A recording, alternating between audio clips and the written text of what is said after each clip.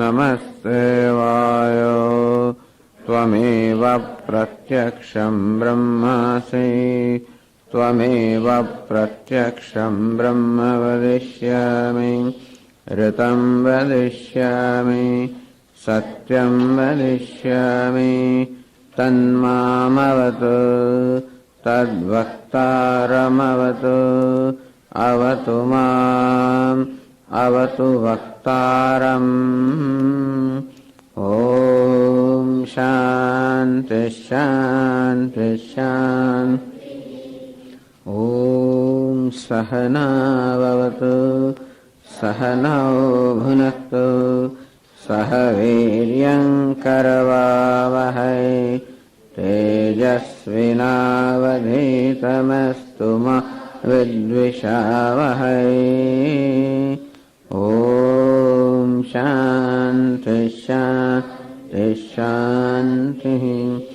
ॐ पूर्णमदः पूर्णमिदं पूर्णात् पूर्णमुदच्यते पूर्णस्य पूर्णमादाय पूर्णमेवावशिष्यते। ॐ शान्ति शान्ति शान्तिः।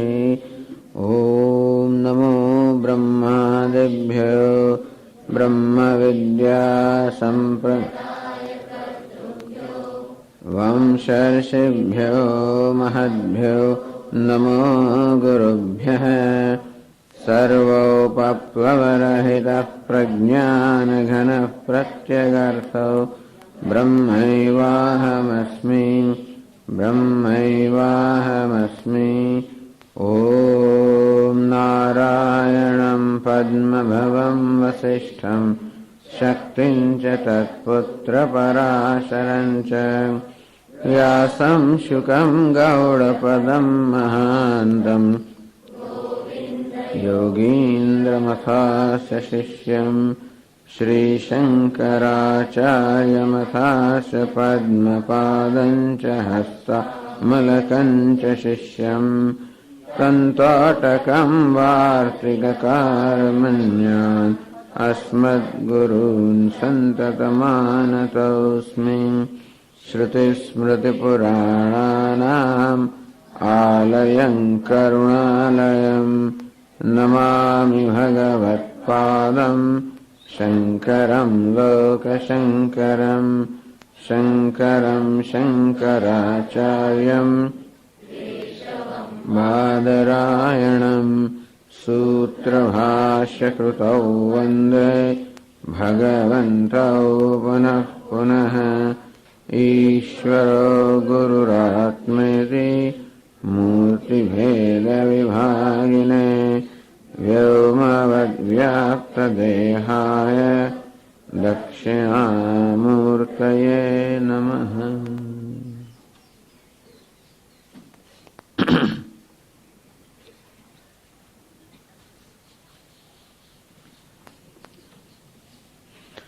દક્ષિણામૂર્તિ સ્તોત્ર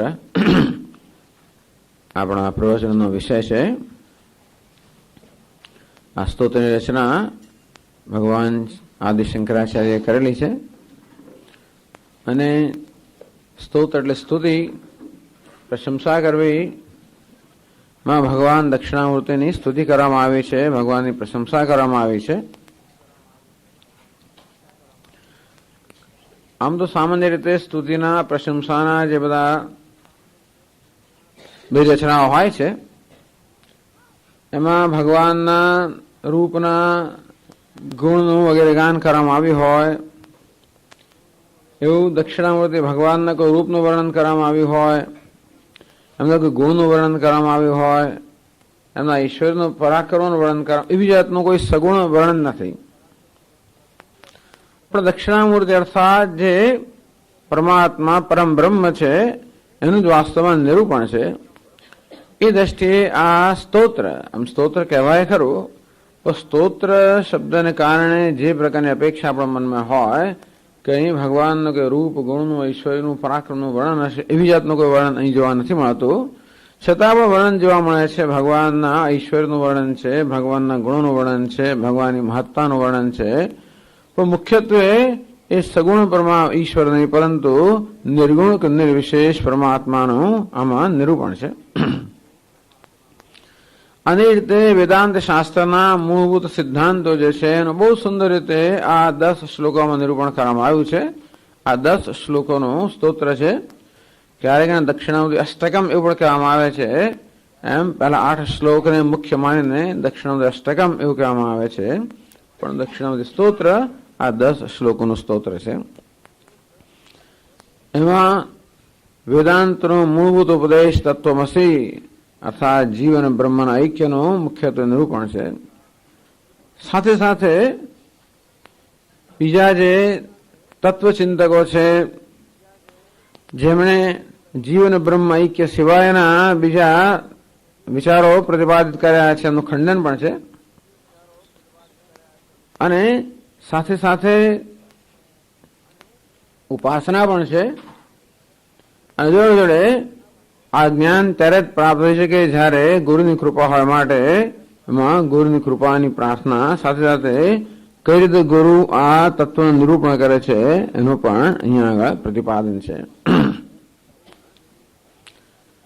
આમ જેમ વાર્તિકાર કહેશે ઈશ્વરો ગુરુરાત્મેતિ મૂર્તિ ભેદ વિભાગીને વ્યોમવદ વ્યાપ્ત દેહાય દક્ષિણામૂર્તય નમઃ.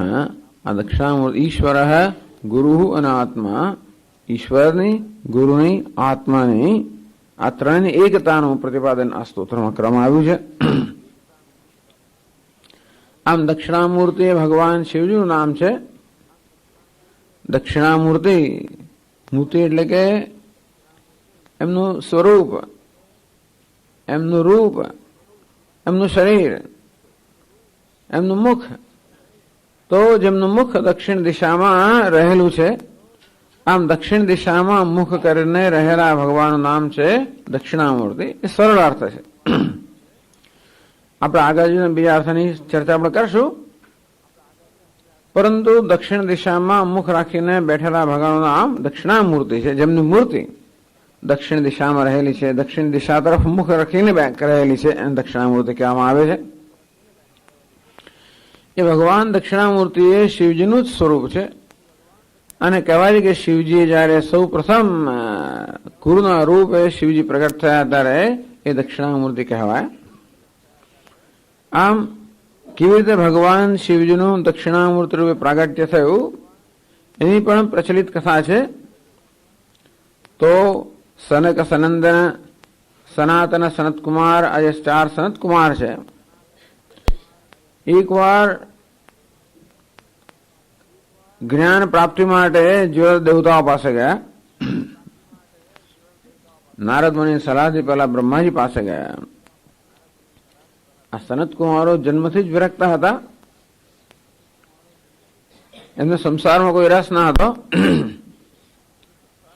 એવા સનતકુમારો પહેલા બ્રહ્માજી પાસે ગયા.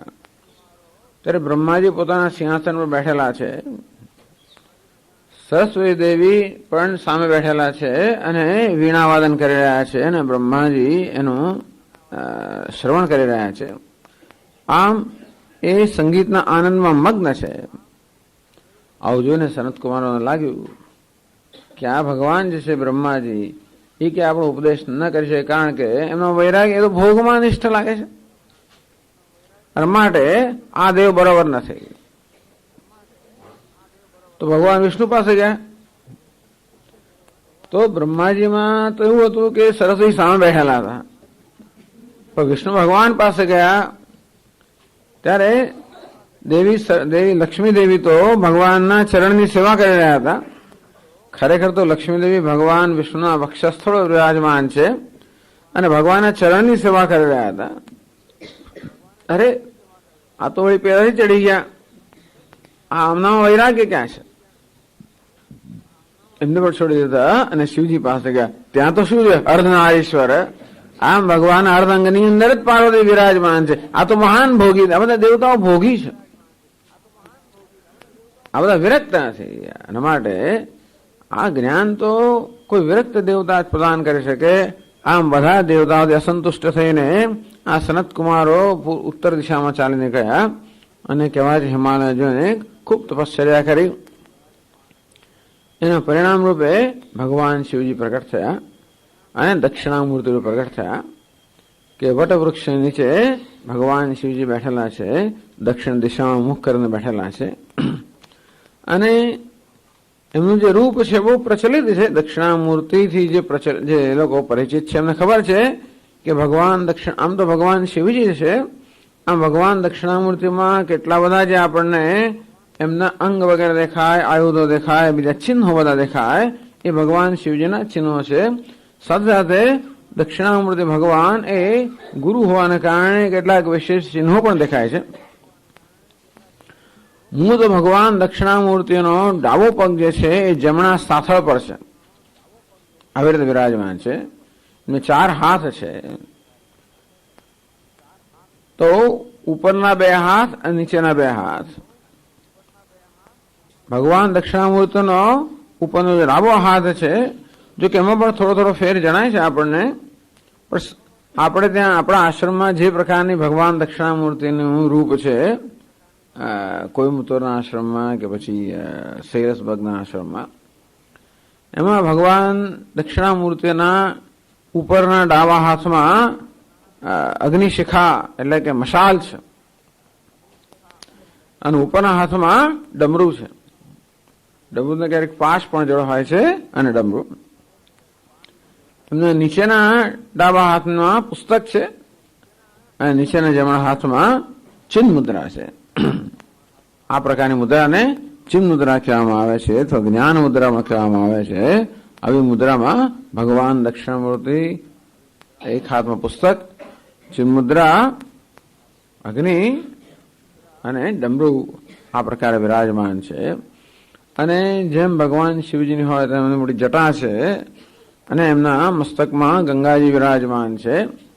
સૂર્ય અને ચંદ્ર એમના નેત્રના સ્થાને છે. સર્પોનું આભૂષણ જે છે, દેહ પર તો ભસ્મનો લેપ છે. વળી એમના ડાબા કાનમાં જે કુંડળ એ મકરાકાર, તો જમણા કાનમાં જે કુંડળ છે એ મકરાકારનું હશે, હું માનું છું. ડાબા કાનમાં છે એ મત્સ્ય આકારનું છે. એટલે કે ટૂંકમાં પુરુષો જે પ્રકારનું કુંડળ પહેરે એવું જમણા કાનમાં પહેરલું છે, સ્ત્રીઓ જે પ્રકારનું કુંડળ પહેરે એવું ડાબા કાનમાં પહેરે. જયારે બરાબર જોવું પડશે કે કયા આકારનો છે, પરંતુ આપણે એમાં બરાબર દેખાય નહીં કુંડળ. તો કહેવાનો અર્થ એ છે કે એમનું જમણું અંગ પુરુષનું અંગ છે અને ડાબો અંગ સ્ત્રીનું અંગ છે. એટલાથી મને સંતોષ છે અને એથી વધારે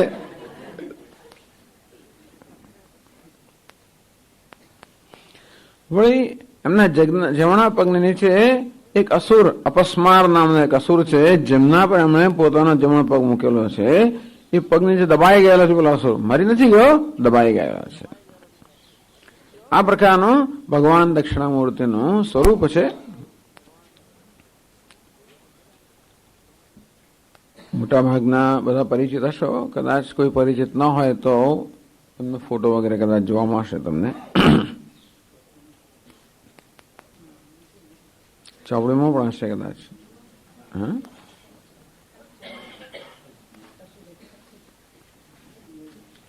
કઈ ચોપડી એમને આપી છે બધાને? બધા બસ ચોપડી આવી ગઈ છે. અચ્છા, હા, એમાં કઈ બરાબર છે.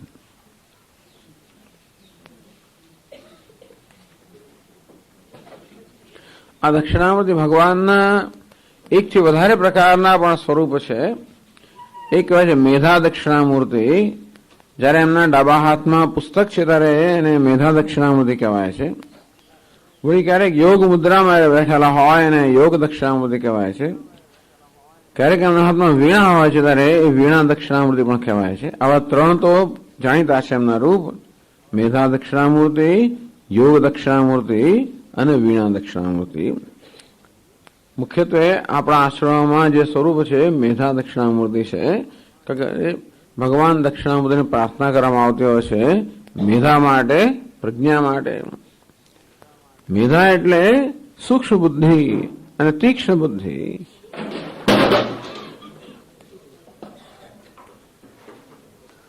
તો જુઓ, આ તમારું પુસ્તક છે, સંસ્કૃત પુસ્તક. મેં સૌથી પહેલા પાના પર જ એક સરસ શ્લોક છે દક્ષિણામૂર્તિ ભગવાનનું વર્ણન કરતો,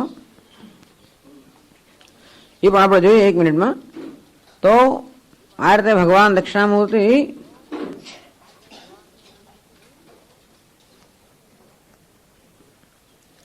વળી વટવૃક્ષ નીચે બેઠેલા છે.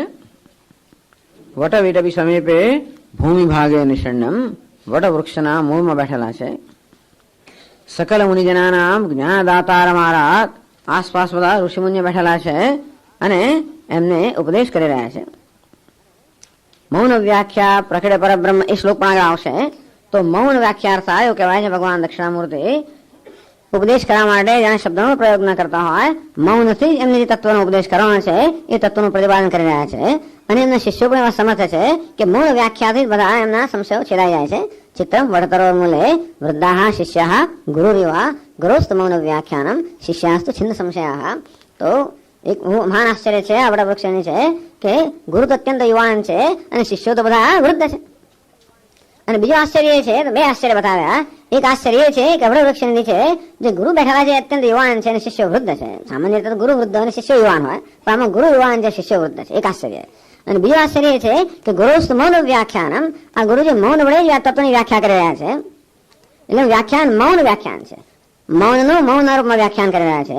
શિષ્યાસ્તુ છિન્ન સંશયાઃ, અને શિષ્યોના બધા સંશય છેડાઈ જાય છે. આ એક બીજું આશ્ચર્ય છે. આ પ્રકારે ભગવાન દક્ષિણામૂર્તિના સ્વરૂપનું વર્ણન છે. એમના પગ નીચે જે સૂર્ય છે દબાયેલો છે એને અપસ્માન કહેવામાં આવે છે.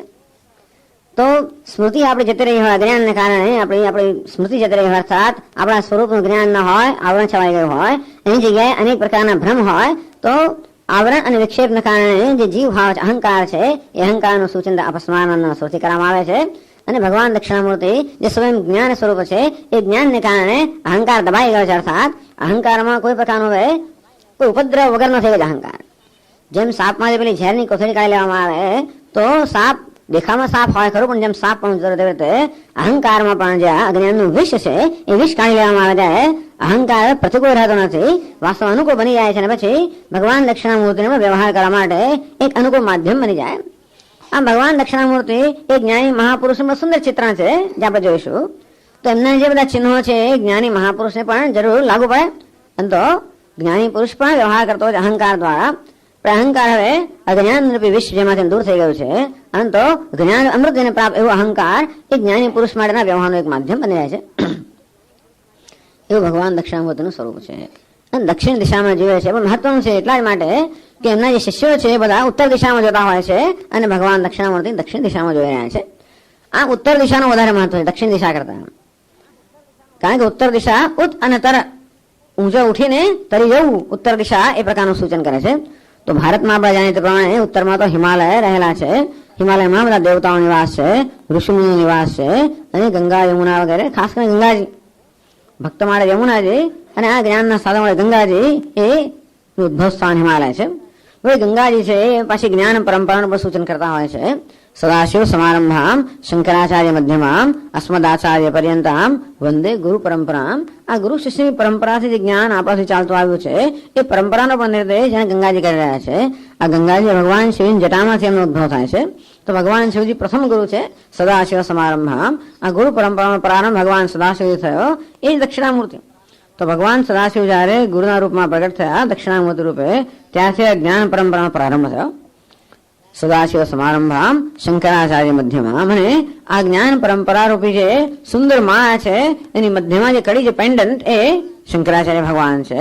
અસ્મદ આચાર્ય પર્યંતામ, અને જે આપણા આચાર્ય સુધી ચાલતી આવી છે. આવી ગુરુ પરંપરાને આપણે વંદન કરતા હોઈએ છીએ.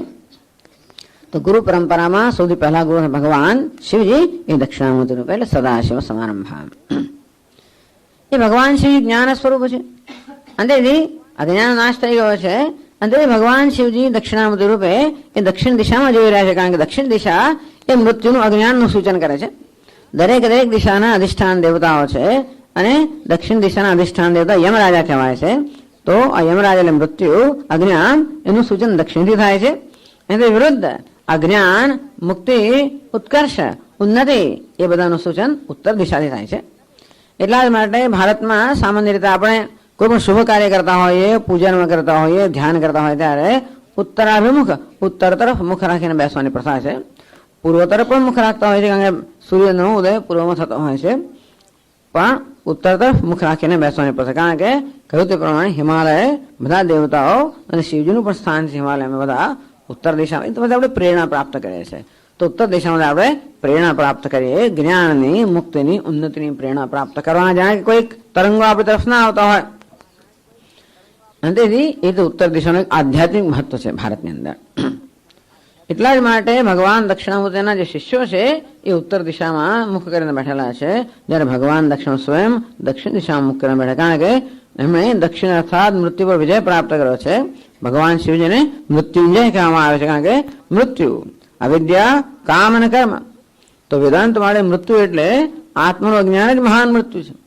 એમાંથી અનેક પ્રકારની કામનાઓ જન્મે, એમાંથી અનેક પ્રકારના કર્મ જન્મે, એમાંથી વળી કર્મફળ જન્મે, એમાંથી વળી નવો જન્મ જન્મે, અને આ રીતે આખા જન્મની મૃત્યુની પરંપરાનું મૂળ તો અજ્ઞાનમાં છે.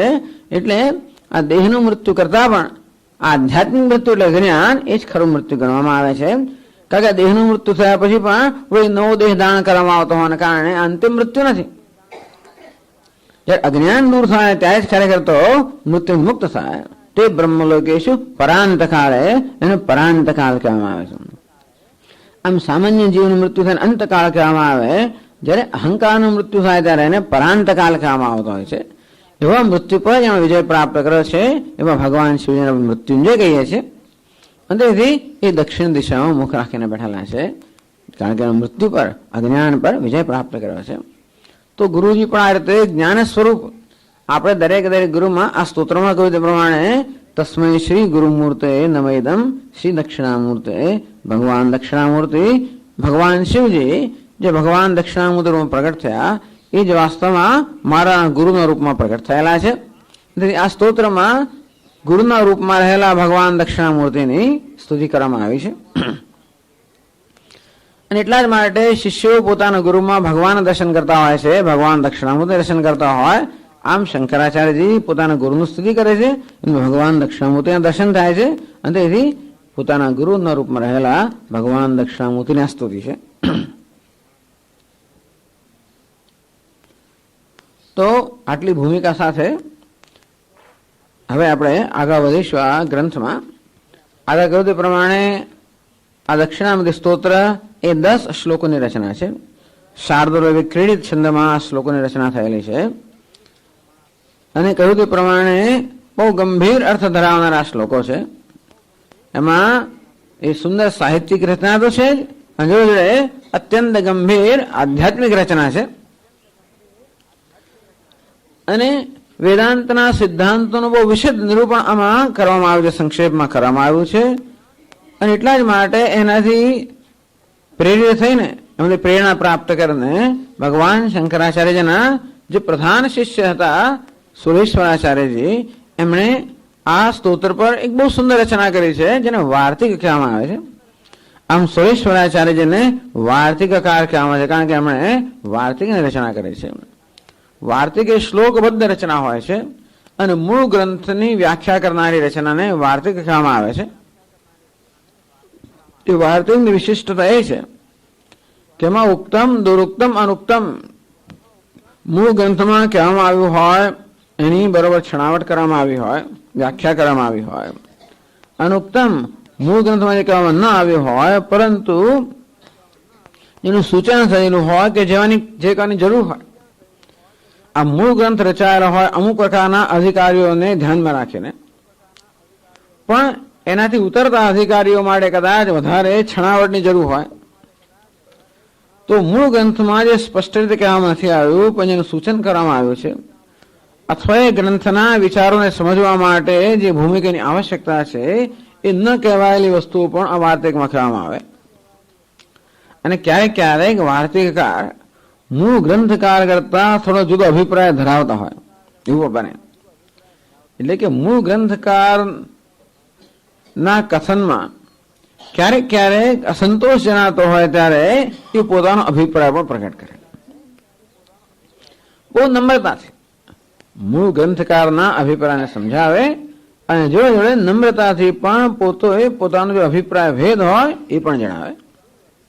આમ ઉક્તમ, અનુક્તમ, દુરુક્તમ જે કહેવામાં આવ્યું છે તેની વ્યાખ્યા, જે નથી કહેવામાં આવ્યું હોય તે પણ કહેવામાં આવે, જેથી એ ગ્રંથ છે એના વિચારોને આપણે બરાબર સમજી શકીએ, એની ભૂમિકા સમજી શકીએ અને સાથે સાથે જ્યાં જરૂર હોય ત્યાં સુધારા વધારામાં કરવામાં આવે.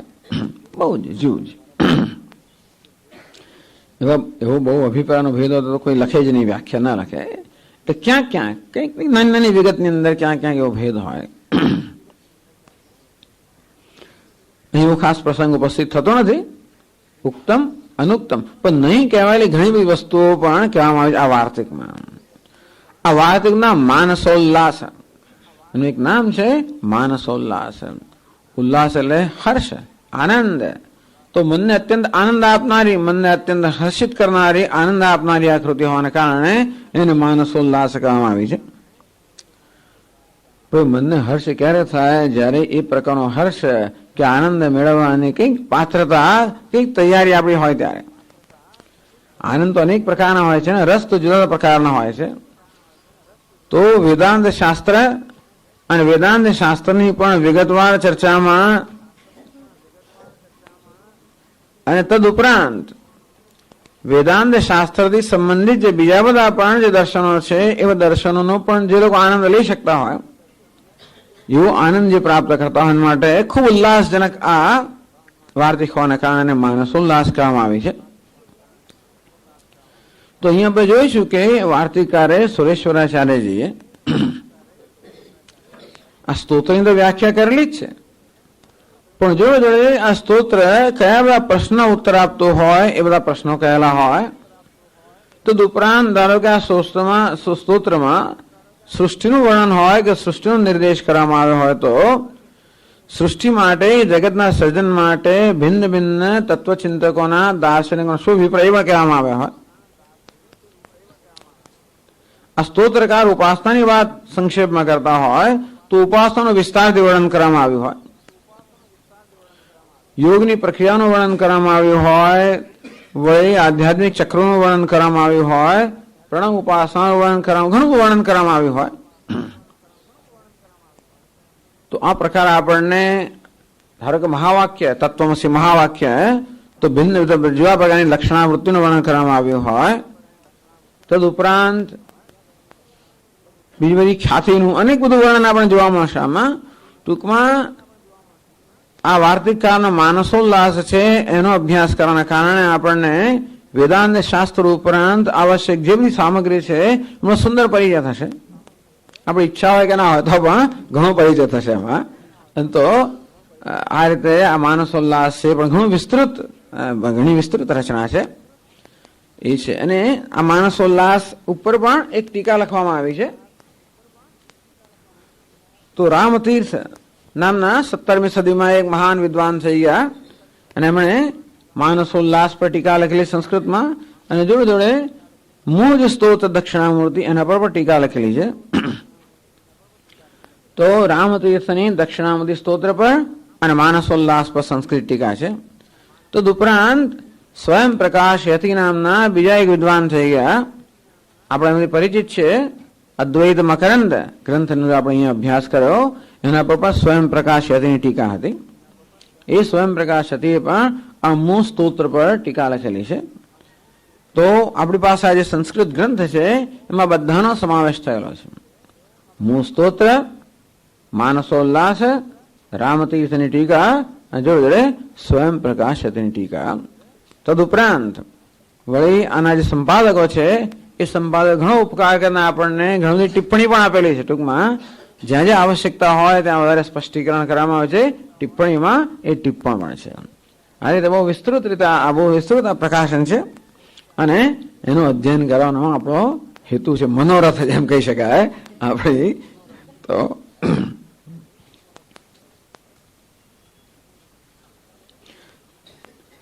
તો ચાલો આટલી ભૂમિકા પછી આપણે આ ગ્રંથના પહેલા પાન પર આપણો ક્રમ આ પ્રકારનો રહેશે.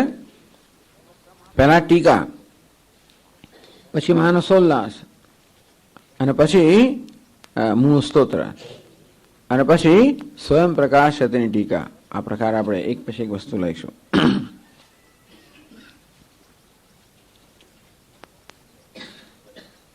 તો વાર્તિકકાર એટલે માનસોલ્લાસકાર સુરેશ્વર આચાર્યજી તો પોતાનું મંગળ અથવા મંગલાચરણ કરે જ છે, પણ મંગલાચરણ પહેલા જે ટીકાકાર છે રામતીર્થ એ પણ પોતે મંગલાચરણ કરે છે. તો આપણે પહેલા એ મંગલાચરણ જે છે એ જોઈશું.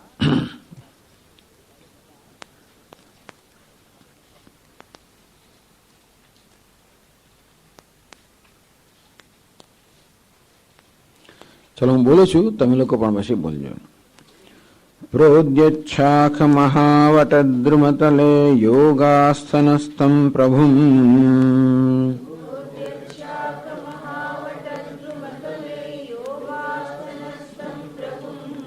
પ્રત્યક્તત્વબુભુત્સિભિઃ પ્રતિદિશં પ્રોદ્વીક્ષ્યમાણાનનમ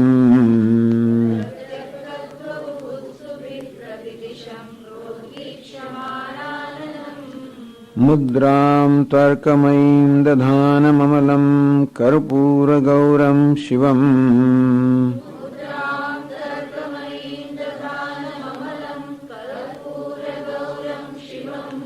હૃદ્યંતઃ કલયે સ્ફુરन्तમનિશં શ્રીદક્ષિણામૂર્તિકम्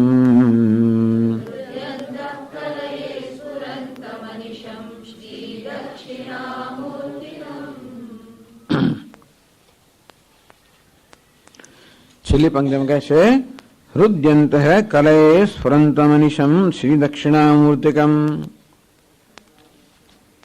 તો ત્યાં છઠ્ઠી ટિપ્પણી છે. હૃદ્યંત સ્ફુરन्तમ ઇતિ અન્વયઃ. હૃદ્યંત સ્ફુરन्तમ શ્રી દક્ષિણામૂર્તિકમ અનિશમ કલયે.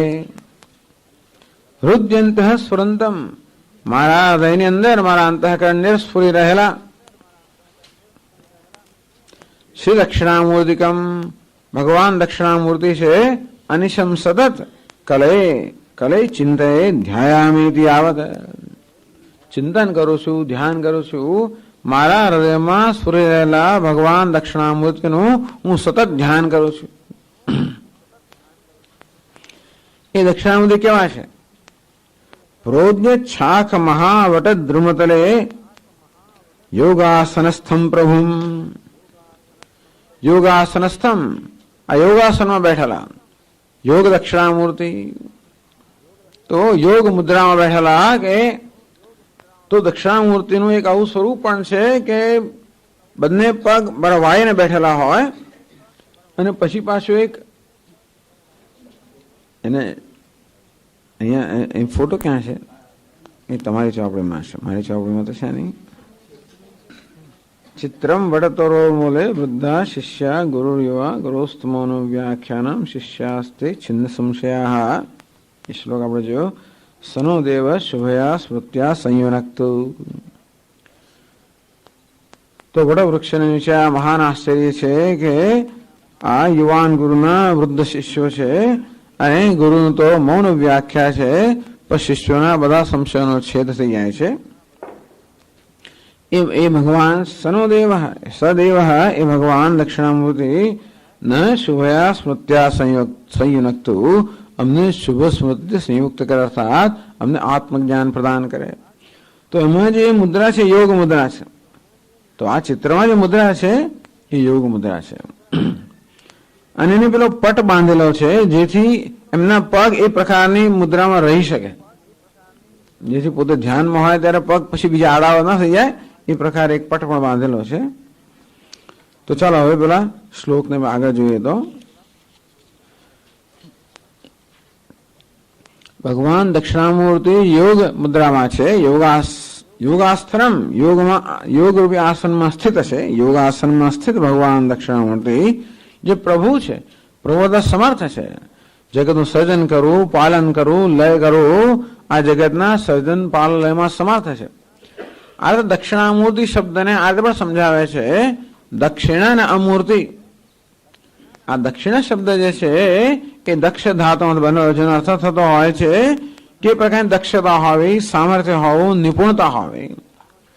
આમ દક્ષિણ એટલે જે નિપુણ છે, સમર્થ છે.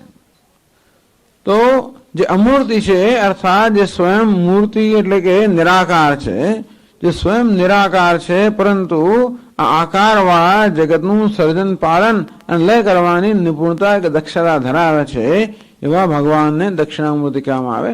ભિન્ન ભિન્ન અર્થ કરેલા છે. દક્ષિણામૂર્તિ તો દક્ષિણ અને અમૂર્તિ એ પ્રકારનો અર્થ કર્યો. જે સ્વયં મૂર્ત અર્થાત આકાર, અમૂર્ત એટલે આકાર વગરના છે અને આકાર ધરાવનાર આ જગતનું સર્જન પાલન અને લય કરવાની દક્ષા ધરાવનારા છે, જે જગતનું અધિષ્ઠાન છે એમાં દક્ષિણામૂર્તિ એટલે પ્રભુ કહેવામાં આવે. પ્રભુ એટલે સમર્થ, જેમનું જગતનું સર્જન કરવાનું સામર્થ્ય છે, પાલન કરવાનું સામર્થ્ય છે, લય કરવાનું સામર્થ્ય છે, નિયંત્રણ કરવાનું સામર્થ્ય છે. આવું સામર્થ્ય ધરાવનારા ભગવાન જે યોગાસનમાં સ્થિત છે. ક્યાં આગળ? પ્રોદ્યચ્છાખ મહાવટ દ્રુમતલે. વટ દ્રુમતલે, ધ્રુમ એટલે વૃક્ષ, વટ દ્રુમતલે, વટ વૃક્ષ તલે વડના વૃક્ષને નીચે બેઠેલા છે. એ કેવું વટ વૃક્ષ છે? પ્રોદ્યચ્છાખ, પ્રોદ એટલે ઊંચી, અત્યંત ઊંચી શાખાઓ ધરાવનારા, અત્યંત વિશાળ અને અત્યંત ઉત્તુંગ શાખાઓ ધરાવનારા જે વટ વૃક્ષ છે એની નીચે જે ભગવાન બેઠેલા છે, યોગાસનમાં સ્થિત જે ભગવાન બેઠેલા છે.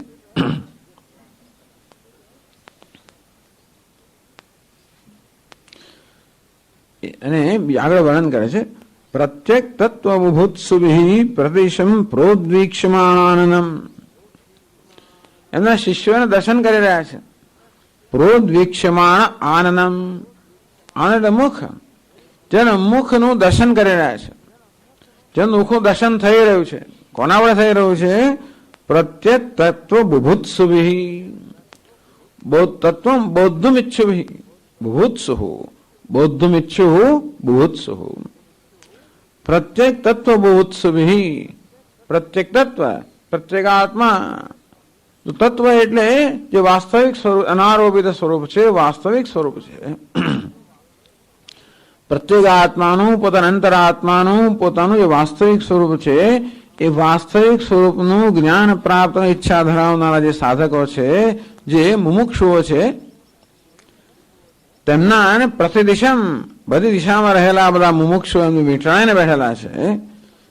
જેમનું મુખ, તો જેમનું મુખ એમને વીંટળાઈને રહેલા આ મુમુક્ષુઓ દ્વારા જેમનું મુખનું સતત દર્શન થઈ રહ્યું છે. પ્રોદ્વીક્ષમાણનમ. એના વિશે ચોથી ફૂટનોટમાં કહે છે કેમ બધા શિષ્યો ગુરુજીના મુખનું દર્શન કરી રહ્યા છે, એનું કારણ શું?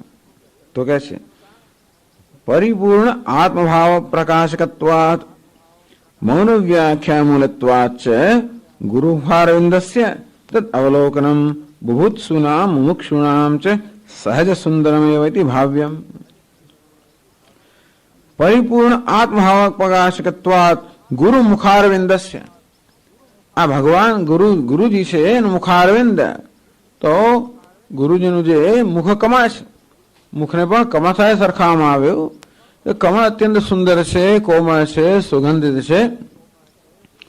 અને તેથી આપણા ભારતીય સંસ્કૃતિમાં કોઈ પણ ઉત્તમ વસ્તુને કમળ સાથે સરખાવવામાં આવે. ભગવાનના મુખને કમળ સાથે સરખાવવામાં આવે, હાથને, પગને, આંખોને બધાને કમળ સાથે સરખાવવામાં આવતી હોય છે. કારણ કે એનું સૌંદર્ય, એનું માધુર્ય અને એની સુગંધ, અને કમળમાં મધ પણ રહેલું હોય એટલે માધુર્ય પણ હોય, એની સુગંધ પણ હોય, એની કોમળતા પણ હોય. અને કમળ જ્ઞાનનું, અસંગતાનું પ્રતીક છે, જ્ઞાનનું પ્રતીક છે. તો આ તો સુંદર. તો આવું ગુરુનું જે મુખ કમળ છે એટલે કહ્યું કે ગુરુ મુખારવિંદસ્ય. આ ગુરુજીનું મુખ કમળ છે અને એટલે જેના દર્શન પર અત્યંત પ્રસન્નતા ઉત્પન્ન કરનારા છે. એટલે કે સહજ સુંદરમ એવા. તો ગુરુ મુખારવિંદસ્ય અવલોકનમ. આ ગુરુના મુખારવિંદનું અવલોકન કરવું, દર્શન કરવું, એમાં સહજ સુંદરતા રહેલી છે, સહજ આનંદ રહેલો છે. કોને માટે? બુભુત્સુનામ મુમુક્ષુનામ છે. બધાને એવું ના થાય. મુખારવિંદ કહ્યું એટલે મુખ કમળ. કદાચ આપણને લાગે આમાં મોં કેવું છે, આ તો કઈ ગુરુજીનું મોં. ઘણી વાર આપણે એવું સુંદર ના જણાય, એટલે કદાચ સુંદરતાની સામાન્ય વ્યાખ્યા એવું કદાચ ના પણ હોય. ગુરુ બિચારા વૃદ્ધ પણ હોય, ઘણું ગમે હોય, એટલે પ્રચલિત અર્થમાં જેને સુંદરતા કહેવાય એવી કદાચ સુંદરતા ના પણ હોય, પણ છતાં એ સુંદરતા દેખાય છે. કોણ દેખાય છે? બુભુત્સુનામ મુમુક્ષુણામ છે. આમ તત્વના બોધની ઈચ્છા ધરાવનારા જે બુભુત્સુઓ છે એમને મુમુક્ષુનામ મોક્ષમિચ્છુનામ અને અથવા મોક્ષની ઈચ્છા ધરાવનારા છે, તત્વના જ્ઞાનની ઈચ્છા ધરાવનારા છે. દરેક હંમેશા પોતાની રીતે જ કંઈ જોતું હોય છે. દરેકનો રસ અમુક વસ્તુમાં હોય ને. જેમ સુથારો મન બાવળી, એટલે સુથાર જ્યાં જાય ત્યાં બાવળિયા તરફ નજર કરે, તેવી રીતે આજે મુમુક્ષુઓ છે મોક્ષની ઈચ્છા ધરાવનારાઓ, જ્યાં મોક્ષની એમને જ્યાં મોક્ષની પણ સંભાવના હોય ત્યાં તેનું દર્શન હોય. તત્વ બુભુત્સુ નામ, તત્વનું બોધ, તત્વનું જ્ઞાન પ્રાપ્ત કરવા ઈચ્છા ધરાવનારા જે સાધકો છે એ લોકોને પણ જ્યાં તત્વજ્ઞાનની સંભાવના જણાય ત્યાં જ એનું મુખ હોય. આપણે જોઈએ ક્યાં? જ્યાં આપણો રસ હોય ત્યાં. આમ તત્વના જ્ઞાનમાં રસ ધરાવનારા જે છે એ તત્વના જ્ઞાન જે પ્રાપ્ત થાય એ તરફ જ એમનું મુખ હોય, એને દર્શન કરી રહ્યા હોય. તો મોક્ષની ઈચ્છા ધરાવનારા જે મોક્ષની સંભાવના હોય કે મોક્ષ પ્રાપ્ત થાય જેનાથી તે તરફ દર્શન કરી રહ્યા હોય, તો ગુરુજી તત્વજ્ઞાનનું ઉદ્ભવ સ્થાન હોવાને કારણે જે મોક્ષનું સાધન છે, તો મોક્ષનું સાધન તત્વજ્ઞાન, એ તત્વજ્ઞાનનું ઉદ્ભવ સ્થાન હોવાને કારણે આ મુમુક્ષુઓ અને બુભુત્સુઓ જે છે એમને ત્યાં અત્યંત સુંદરતાના દર્શન થાય છે. સૌંદર્ય કી ચામડીમાં રહેલું તો હોતું નથી. બધા જાણે છે કે જનકરાજની સભામાં જયારે અષ્ટાવક્ર ઋષિએ પ્રવેશ કર્યો ત્યારે ત્યાં રહેલા બધા વિદ્વાનો હસ્યા. ભાઈ જનક રાજા તો જાણતા હતા અષ્ટાવક્ર મુનિને, એમને સ્થાન આપવામાં આવ્યું અને કહ્યું કે અમારી સભામાં જે બધા વિદ્વાનો છે એ આપણે શાસ્ત્રાર્થ કરવા ઈચ્છે છે, તો કે તમારા વિદ્વાનો ક્યાં છે? તો મને બધા ચમાર દેખાય છે. અરે આ બધા વિદ્વાન તો કે છે બધા હસતા હતા, ચામડી જોને, આ તો ચામડીને જોનારા છે ને. અષ્ટાવક્ર જેના 8 અંગ વાંકા છે અને હું જોઈને પેલા બધાને હસવું આવ્યું, એટલે આ લોકો શું જોનારા? ચામડી જોનારા છે ને, ચમાર લોકો છે, અંદરની વસ્તુ જોનારા નથી. અને તેથી આપણી દ્રષ્ટિ ક્યાં સુધી સીમિત છે? એટલે કે માત્ર બહારનું જે રૂપ છે, ચર્મ છે, ચામડી છે, એને પણ આપણે એની આરપાર જોઈ શકીએ છીએ કે નહીં? એની આરપાર વસ્તુ જોવાની ક્ષમતા આપણામાં છે કે નહીં? તો બુભુત્સુ કે મુમુક્ષુને કહેવામાં આવ્યા કે માત્ર જે બહારનો જે ચર્મનું રૂપ છે એની આરપાર રહેલું જે છે એને જોઈ શકનાર શું છે? પરિપૂર્ણાત્મભાવ પ્રકાશકત્વાત. પરિપૂર્ણ આત્મભાવ પ્રકાશકત્વાત. આ પરિપૂર્ણ આત્મભાવનું પ્રકાશન કરી રહ્યો છે મુખારવિંદ, જેના મુખારવિંદમાંથી પરિપૂર્ણ આત્મભાવ પ્રકાશિત થઈ રહ્યો છે. અને તેથી આ બુભુત્સુ કે મુમુક્ષુઓ જે છે એ આત્મભાવના દર્શન કરી રહ્યા છે. તો ગુરુજીના મુખારવિંદમાં આત્મા દર્શન કરી રહ્યા છે. આત્માની જે સુંદરતા છે, કારણ કે સુંદરતા પણ રહેલી છે. સત્યમ શિવમ સુંદરમ, એટલે આ સંસ્કૃતિમાં સત્ય પણ છે, શિવ પણ છે. શિવ એટલે કલ્યાણકારી, આનંદ, જ્ઞાન. તો શિવજી એટલે જ્ઞાન સ્વરૂપ છે, આનંદ સ્વરૂપ છે, કલ્યાણકારી છે, સત્ય સ્વરૂપ પણ છે, જ્ઞાન સ્વરૂપ પણ છે અને સુંદરમ, સૌંદર્ય પણ ત્યાં રહેલું છે. ખરેખર બધા સૌંદર્યને પણ જે કઈ વસ્તુ છે ને સુંદરતા પ્રદાન કરનાર તો પરમાત્મા જ છે. અસ્થિ ભાતિ પ્રિયમ, આ પ્રત્યેક નામ રૂપને જે પ્રિયતા પ્રદાન કરનાર છે, જેને કારણે કોઈ પણ સમય પ્રિય છે, જે આહ્લાદજનક છે. તો અને આવું પ્રિયતા પ્રદાન કરનાર, આહ્લાદ ઉત્પન્ન કરવાની ક્ષમતા પ્રદાન કરનાર તો પરમાત્મા જ છે. આમ દરેક પદાર્થમાં, દરેક નામ રૂપમાં સચ્ચિદાનંદ પરમાત્મા રહેલો છે. એ જ ખરેખર આને અસ્તિત્વ પ્રદાન કરે છે, સત્તા પ્રદાન કરે છે, સ્ફુરણ પ્રદાન કરે છે અને એને સુખ આપવાની ક્ષમતા પ્રદાન કરે છે, સુંદરતા પ્રદાન કરે છે. અને તેથી બધા સૌંદર્યનું સુંદરતા તો છેવટે તો પરમાત્મા છે. આમ પવિત્રાણામ પવિત્રમ યો મંગલાનામ ચ મંગલમ, એમ સુંદરાણામ સૌંદર્ય, એમ કહી શકીએ આપણે જે સુંદર છે એનું સૌંદર્ય તો પરમાત્મા જ છે. તો આત્મા વાસ્તવમાં સૌંદર્ય સ્વરૂપ છે, રસ સ્વરૂપ છે, આનંદ સ્વરૂપ છે, જ્ઞાન સ્વરૂપ છે, સત્તા સ્વરૂપ છે અને સૌંદર્ય એટલે સૌંદર્ય માધુર્ય એટલા માટે ભગવાન કૃષ્ણ રૂપમાં પ્રગટ એમને વ્યક્ત કરવામાં આવ્યા. જે સૌંદર્ય છે, માધુર્ય છે, તો આનંદ છે, રસ છે, પ્રેમ છે, સૌંદર્ય છે, માધુર્ય છે, આત્મા સ્વભાવ છે. અને એ આત્માની અભિવ્યક્તિમાં કોઈ પ્રકારનો અવરોધ ન હોવાના કારણે આત્માની પૂર્ણ અભિવ્યક્તિ જેમના હૃદયમાં થઈ રહી છે, અભિવ્યક્તિ જેમના મુખ પર અત્યંત સ્પષ્ટ દેખાઈ રહી છે. આગળ કહેશે સ્વાત્મારામમ મુદિત વદનમ. તો જે આનંદમાં જ રમણ કરી રહ્યા હોવાના કારણે એ આનંદ એમના વદન પર મંદ સ્ફિતના રૂપમાં વ્યક્ત થઈ રહ્યો છે. તો એ રીતે આત્માની જે પૂર્ણતા છે, આત્માનું જે સૌંદર્ય છે, આત્મા જે રસ સ્વરૂપ છે, એની પૂર્ણતા, એની રસમયતા, એની સુંદરતા જેમના મુખ પર પ્રગટ થઈ રહી છે. પરિપૂર્ણ આત્મભાવ પ્રકાશકત્વાત. તો આ ગુરુજીનું મુખારવિંદ જે છે એ આત્મા જે પરિપૂર્ણ છે એની પરિપૂર્ણતાને પ્રકાશિત કરનારો હોવાને કારણે એટલા માટે દર્શનીય છે. આત્મા વારે દ્રષ્ટવ્ય. આત્મા દર્શનની દર્શનને યોગ્ય છે. વાસ્તવમાં એકમાત્ર દર્શનને યોગ્ય વસ્તુ છે, અથવા શિષ્યો સહજ રીતે દર્શન કરી રહ્યા હોય. બીજું એક જરૂરી પણ છે કે સતત ગુરુના મુખ સાથે એમના દર્શનમાં જ આપણું ચિત્ત ચોંટેલો હોવું જોઈએ. મૌન વ્યાખ્યા મૂલત્વાચ. આ ગુરુજી વ્યાખ્યા કરે છે એ કોઈ શબ્દ પ્રયોગ કરતા નથી લાગતા. આ ગુરુ વિશેષ મૌન વ્યાખ્યા, મૌન દ્વારા એ પરમ તત્વનો ઉપદેશ કરી રહ્યા છે. અગાઉ શેષ શ્લોકમાં મૌન વ્યાખ્યા પ્રકટિત પર બ્રહ્મ તત્વમ. આ બ્રહ્મરૂપી તત્વ છે મૌન વ્યાખ્યાથી પ્રગટ થઈ રહ્યું છે. અને માટે આમાં નહીં તો આંખો બંધ કરવા બેસી શકીએ અને ગુરુના શબ્દો પણ સાંભળી શકીએ, શક્ય છે. પરંતુ અહીં તો એવું બની ના શકે, કારણ કે આંખથી કાનથી સાંભળવાનું નથી. અને માટે આ ગુરુની વ્યાખ્યા મૌન વ્યાખ્યા હોવાને કારણે એમના મૌનના દર્શન કરી રહ્યા છે. અને તેથી મૌન દ્વારા સંદેશ પ્રાપ્ત કરવાનો હોવાના કારણે ગુરુનું મુખારવિંદ દર્શનીય છે, કારણ કે મૌન વ્યાખ્યા મૂલત્વાચ છે.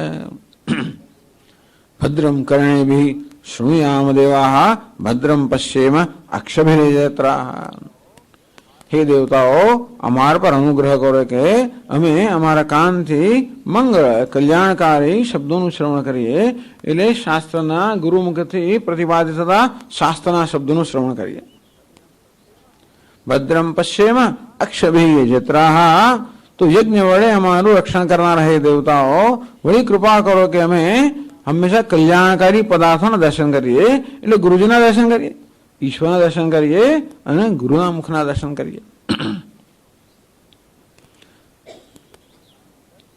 તો આ કારણસર ગુરુ મુખારવિંદસ્ય પરિપૂર્ણ આત્મભાવ પ્રકાશકત્વાત મૌન વ્યાખ્યા મૂલત્વાત છે. આ ગુરુજીનું મુખારવિંદ છે એ વ્યાખ્યાનું ઉદ્ભવ સ્થાન તો ખરું છે.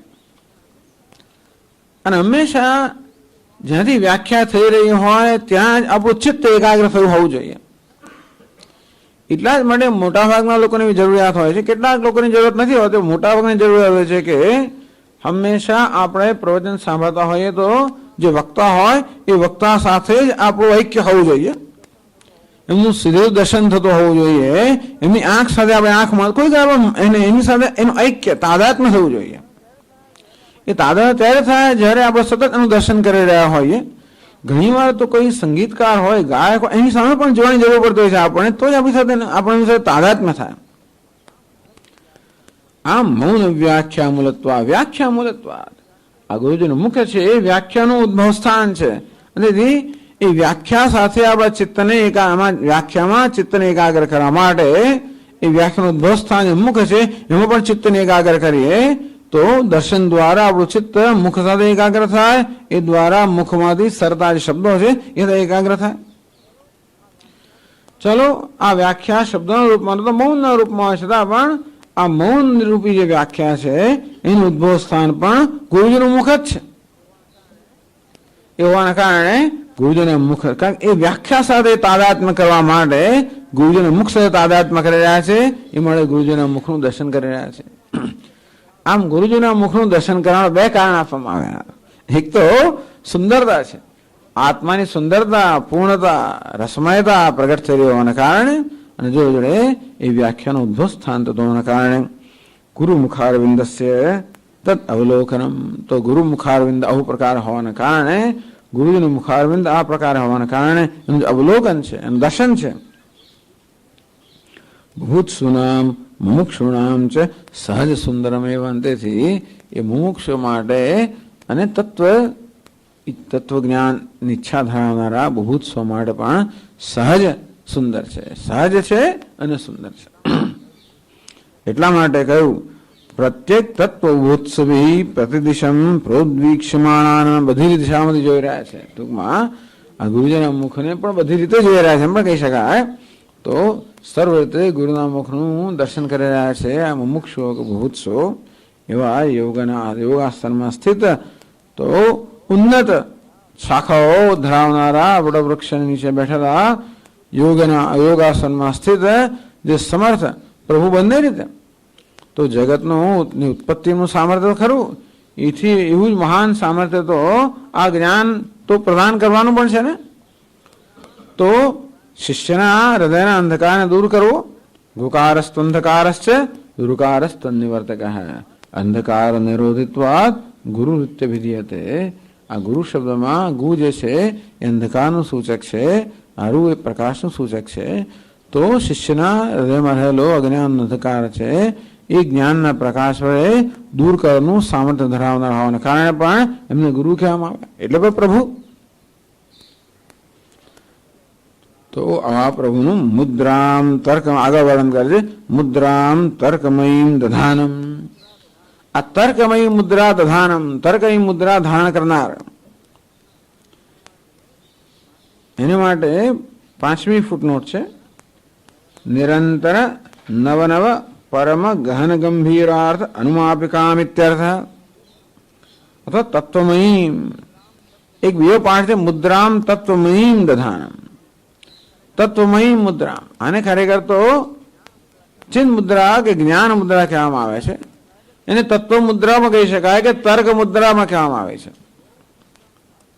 તો આ જ્ઞાન મુદ્રા કે ચિન્ત મુદ્રા, ચિત્ત એટલે ત્યાં જ્ઞાન જેવો અર્થ કરવાનો, જે આ જીવન બ્રહ્મના ઐક્યનું પ્રતિપાદન કરનારી મુદ્રા છે.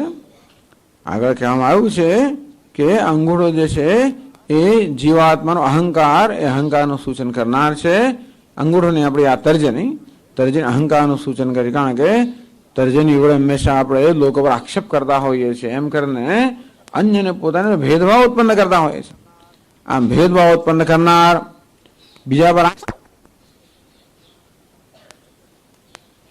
આ તર્જની એ અહંકારનું પ્રતીક છે. આ 3 જે આંગળીઓ છે એ સંસારનું પ્રતીક છે. સત્વ, રજસ અને તમસ, આ 3 ગુણોમાંથી બનેલો સંસાર, જાગ્રત, સ્વપ્ન, સુષુપ્તિ, સર્જન, પાલન, લય વગેરે.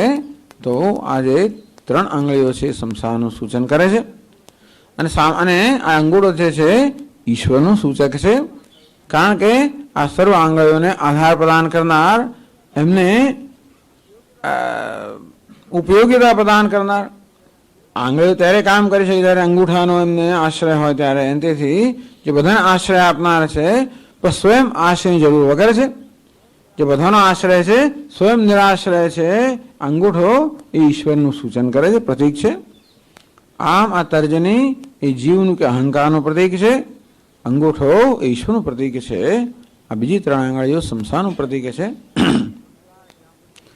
તો અહંકાર જ્યાં સુધી સંસારની સાથે મળેલો ત્યાં સુધી ઈશ્વરથી દૂર છે, પરંતુ સંસારના અનુભવોના કારણે વિવેક જન્મે, ઈશ્વરાભિમુખ બને, અને ત્યારે અંતે એને ઈશ્વરને જીવ અને ઈશ્વરના ઐક્યનું જ્ઞાન પ્રાપ્ત થાય. અને તેથી સંસારથી વિમુખ, ઈશ્વરના અભિમુખ અને શાસ્ત્રના જ્ઞાન દ્વારા, આચાર્યના જ્ઞાન દ્વારા જેને જીવન બ્રહ્મના ઐક્યનું જ્ઞાન પ્રાપ્ત થયું છે, એમ કરનાર જીવન બ્રહ્મના ઐક્યનું આ સૂચક છે. તો વળી એક વર્તુળ પણ રચાઈ જાય છે ને, તર્જની અને અંગૂઠાથી એક વર્તુળ રચાઈ જાય છે. એ વર્તુળનો કોઈ આરંભ પણ નથી, અંત પણ નથી, એ પૂર્ણતાનું સૂચક છે. પૂર્ણતાનો આરંભ પણ નથી, અંત પણ નથી, આ વર્તુળ પૂર્ણતાનું સૂચક છે. અને તેથી પૂર્ણમદઃ પૂર્ણમિદમ, એ આત્મતત્વ પૂર્ણ સ્વરૂપ છે એનું જ્ઞાન જ્યારે થાય છે તો એ પ્રકારનો સંદેશ આપનારી આ મુદ્રા છે એને જ્ઞાન મુદ્રા કે ચિન્ન મુદ્રા કહેવામાં આવી. તત્વમયી અથવા તર્કમયી હોય, તર્કમયી મુદ્રા કેમ કહેવામાં આવે? મયટ અહીંયા તો પ્રાચુર્યના અર્થમાં છે, તર્કની પ્રચુર. તો ગુરુજી આ મુદ્રા દ્વારા પણ ઘણું સૂચન કરી રહ્યા છે. એટલે કે છે નિરંતર નવ નવ પરમ ગહન ગંભીરાર્થ અનુમાપિકા. એ કયા મુદ્રા છે? અનુમાપિકા. તો તર્ક જે છે એ તર્ક અનુમાન, તર્ક અનુમાન. તો આપણી પાસે કોઈ લિંગ હોય, ચિહ્ન હોય, દ્વારા આપણે જે દૃશ્ય ચિહ્ન દ્વારા જે અદૃશ્ય તત્વનો આપણે જ્યારે જ્ઞાન પ્રાપ્ત કરીએ પ્રક્રિયા અનુમાન કહેવામાં આવે છે. જેમ કે ધુમાડા દ્વારા આપણને અગ્નિનું જ્ઞાન પ્રાપ્ત થાય, તો પર્વતો વન્યમાન ધુમત્વા, ત્યાં ધુમાડો છે માટે અગ્નિ હોવો જોઈએ. તો ધુમાડો ચિહ્ન છે, હેતુ છે, અને અગ્નિ જે છે એનું જ્ઞાન કરાવનારું સાધન છે. આ પ્રકાર અનુમાન કહેવામાં આવે છે. તો તર્ક અનુમાન. તો આ જે ચિન્ન મુદ્રા છે એ પણ તમે જેમ જેમ ચિંતન કરો તેમ તેમ નવા નવા અર્થ સ્ફુરતા જાય. નિરંતર નવ નવ પરમ ગહન ગંભીરાર્થ અનુમાપિકા. પરમ ગહન અને પરમ ગંભીર. ગહન અત્યંત ઊંડું, ગહન દુર્બોધ એમ કહી શકાય, જેનો બોધ પ્રાપ્ત કરવો અત્યંત કઠિન છે, રહસ્યપૂર્ણ છે. જે ગંભીર અત્યંત ઉડાન ધરાવનારું છે અને ગહન છે એટલે અત્યંત દુર્બોધ છે. જેને જાણવું અત્યંત કઠિન છે, જોડે જોડે જે અત્યંત ઉડાન ધરાવનારું છે. આમ ગહન અને ગંભીર. પરમ ગહન. એમ તો જગતના વિષયો પણ એવા બધા હોય છે ગહન, જેમ કે બધા છે રિલેટિવિટી વગેરે. આ તો પરમ ગહન. તો આત્મ તત્વ જે પરમ ગહન છે અને પરમ ગંભીર છે. ગહન છે અર્થાત દુર્બોધ છે, એનો બોધ પ્રાપ્ત કરો અત્યંત કઠિન છે. અને ગંભીર અર્થાત અત્યંત ગંભીરતા, ઊંડાણ ધરાવનારું છે, એવો અર્થ. તો પરમ ગહન અને પરમ ગંભીર અર્થ છે. તો નવા નવા અત્યંત નવા નવા આ મુદ્રા કેવી છે? મુદ્રા એટલે ખરેખર તત્વમસી મહાવાક્ય. આ તત્વમસી મહાવાક્ય છે એ હંમેશા તત અને ત્વમ. અંગૂઠો ઈશ્વરનું સૂચન કરે છે તત્પદનું, અને તર્જની એ જીવનું ત્વમ પદનું, અને બંધનનું ઐક્ય તત્વમસી. આ મહાવાક્ય તત્વમસી જે છે જેનું સૂચન આ મુદ્રાથી થાય છે, એના પર જેમ ચિંતન કરો તેમ તેમ રોજ નવા નવા નિરંતર સતત નિત્ય નવીન અને પરમ ગહન અને પરમ ગંભીર અર્થ જે છે એ અર્થ અનુમાન. એ અર્થને ખરેખર અનુમાપીવા એટલે કે અનુમાન કરાવનાર, કે માપ કરાવનાર, કે જ્ઞાન પ્રદાન કરનાર, કે સ્ફુરણ કરનાર. તો તત્વમસી મહાવાક્ય કે આ મુદ્રાના ચિંતનથી એ મુદ્રા આપણને નિત્ય નવા નવા ગંભીર અને ગહન અર્થનું સરસ સ્ફુરણ કરાવનાર છે, દર્શન કરાવનાર છે. એવી હોવાને કારણે તર્કમયી મુદ્રા કહેવામાં આવે. તર્કનો તો અનુમાન થાય. અનુમાન એટલે જોઈએ આપણે મુદ્રાને અથવા સાંભળીએ આપણે તત્વમસી વાક્ય, એ દ્વારા અનેક બધા અર્થનું સ્ફુરણ થાય. કારણ કે વાક્યમાં કે આ મુદ્રામાં એ પ્રકારનું સામર્થ્ય રહેલું છે કે આપણને નવા નવા અર્થનું નિત્ય નવીન અર્થનું સ્ફુરણ કરાવે. એ હોવાને કારણે આ મુદ્રાને તર્કમયી મુદ્રામ તર્કમયી દધાનમ. જે પોતાના નીચેના જમણા હાથમાં આ તર્કમયી કે તત્વમયી કે ચિન્ન મુદ્રા કે જ્ઞાન મુદ્રા ધારણ કરી રહેલા છે. અમલમ કર્પૂર ગૌરમ શિવમ. અમલમ જે નિર્મળ છે, સર્વ મળને ધારણ કરનાર સ્વયં કહેવાય છે નિર્મળ. ભગવાન શિવજી અસંગ છે, કોઈ પ્રકારનો કોઈ મલિનતા જેમાં સ્પર્શ ના કરી શકે. કર્પૂર ગૌરમ, તો એ શ્યામ નથી, આ કર્પૂર ગૌર છે. પેલા ભગવાન કેવા છે? વિષ્ણુ ભગવાન શ્યામ છે, શિવજી કેવા છે? ગૌર છે. જ્ઞાન સ્વરૂપ છે ને, પેલા ભક્તિ સ્વરૂપ છે, આ કેવા છે? જ્ઞાન સ્વરૂપ છે. ભક્તિનો જે રસ છે પેલામાં એ આ ગૌર વર્ણમાં હોય, એ શ્યામ વર્ણમાં હોય. ત્યારે જ્ઞાન જે છે એ ગૌર વર્ણમાં, તો આ જ્ઞાનના દેવતા છે. તેથી કર્પૂર ગૌરમ, કર્પૂર સમાન ગૌર વર્ણ ધરાવનારા નિર્મળ, શુદ્ધ સ્ફટિક સંકાશમ, શુદ્ધ સ્ફટિક સમાન નિર્મળ, અને કર્પૂર સમાન ઉજ્જવળતા, ઉજ્જવળ વર્ણ ધરાવનારા શિવ અર્થાત જે શિવ છે, શાંત છે, કલ્યાણકારી છે, જ્ઞાન સ્વરૂપ છે, આનંદ સ્વરૂપ છે, એવા હૃદયંત અનિશમ સ્ફુરંતમ, તો જે સતત મારા હૃદયમાં અનિશમ સ્ફુરંતમ કહી શકાય, તો મારા હૃદયમાં જે સતત આત્મ સ્વરૂપે સ્ફુરી રહ્યા છે એવા ભગવાન દક્ષિણામૂર્તિ છે. કલે એમનું ધ્યાન કરું છું, એનું ચિંતન કરું છું, ધ્યાન કરું છું, સતત હૃદયમાં ધ્યાન કરું છું કે હૃદયમાં સ્ફુરી રહ્યાનું સતત ધ્યાન કરું છું, સતત સ્ફુરી રહ્યાનું ધ્યાન કરું છું. આ પ્રકારે એમના ધ્યાન સાથે મંગળાચરણ કરે છે આ ટીકાકાર રામતીર્થજી જે છે, જે ટીકાકાર છે, એમનું આ મંગળાચરણ છે. એ દક્ષિણામૂર્તિ ભગવાનનું ધ્યાન રૂપે. આમાં છઠ્ઠો જે ફૂટનો હૃદયંત સ્ફુરંતમિતિ અન્વય હે કલય ચિંતે ધ્યાનમિતિ આવત. આમાં દક્ષિણામૂર્તિકમ અર્થ સમજાવો, દક્ષિણામૂર્તિ શબ્દનો અર્થ સમજાવો. દક્ષિણા સૃષ્ટિ સ્થિતિ અંતરહસ્યાર્થ બોધન સમર્થા મૂર્તિ હસ્ય સહતમ. આ દક્ષતા ધરાવનારી, સામર્થ્ય ધરાવનારી આ અમારા ગુરુજીની મૂર્તિ છે એ કેવું સામર્થ્ય ધરાવે છે? આ જે સૃષ્ટિ સ્થિતિ અંત એનું રહસ્ય, આ જગતનું સર્જન પાલન જગતનો અંત થાય છે એનું રહસ્ય જે છે એ રહસ્યના અર્થને બોધન કરાવવાનું સામર્થ્ય ધરાવનારી મૂર્તિ. તો દક્ષિણામૂર્તિ ભગવાન રૂપમાં જગતનું સર્જન પાલનને લય કરવાનું સામર્થ્ય ધરાવે છે. પણ ગુરુના રૂપમાં એ જ ભગવાન જગતના સર્જન પાલન લયનું રહસ્ય એનો અર્થ સ્ફુટ કરવામાં સામર્થ્ય ધરાવે છે.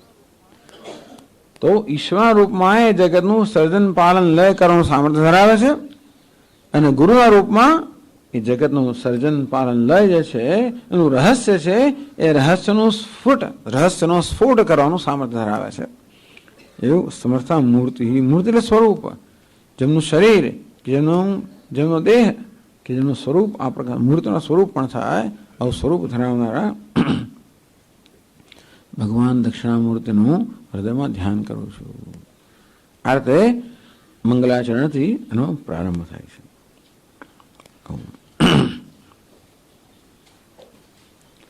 ઓમ પૂર્ણમદ પૂર્ણમિદમ પૂર્ણાત પૂર્ણમુદચ્યતે પૂર્ણસ્ય પૂર્ણમાદાય પૂર્ણમેવાવશિષ્યતે. ઓમ શાંતિ શાંતિ શાંતિ. શંકરમ શંકરાચાર્યમ કેશવમ બાદરાયણમ સૂત્રભાષ્યકૃતૌ વંદે ભગવन्तौ પુનઃ પુનઃ. મૂર્તિભેદવિભાગિને વ્યોમવદ્વ્યાપ્તદેહાય દક્ષિણામૂર્તયે નમઃ. ઓમ શાંતિ શાંતિ શાંતિ. હરિ ઓમ. શ્રી ગુરુભ્યો નમઃ. હરિ ઓમ.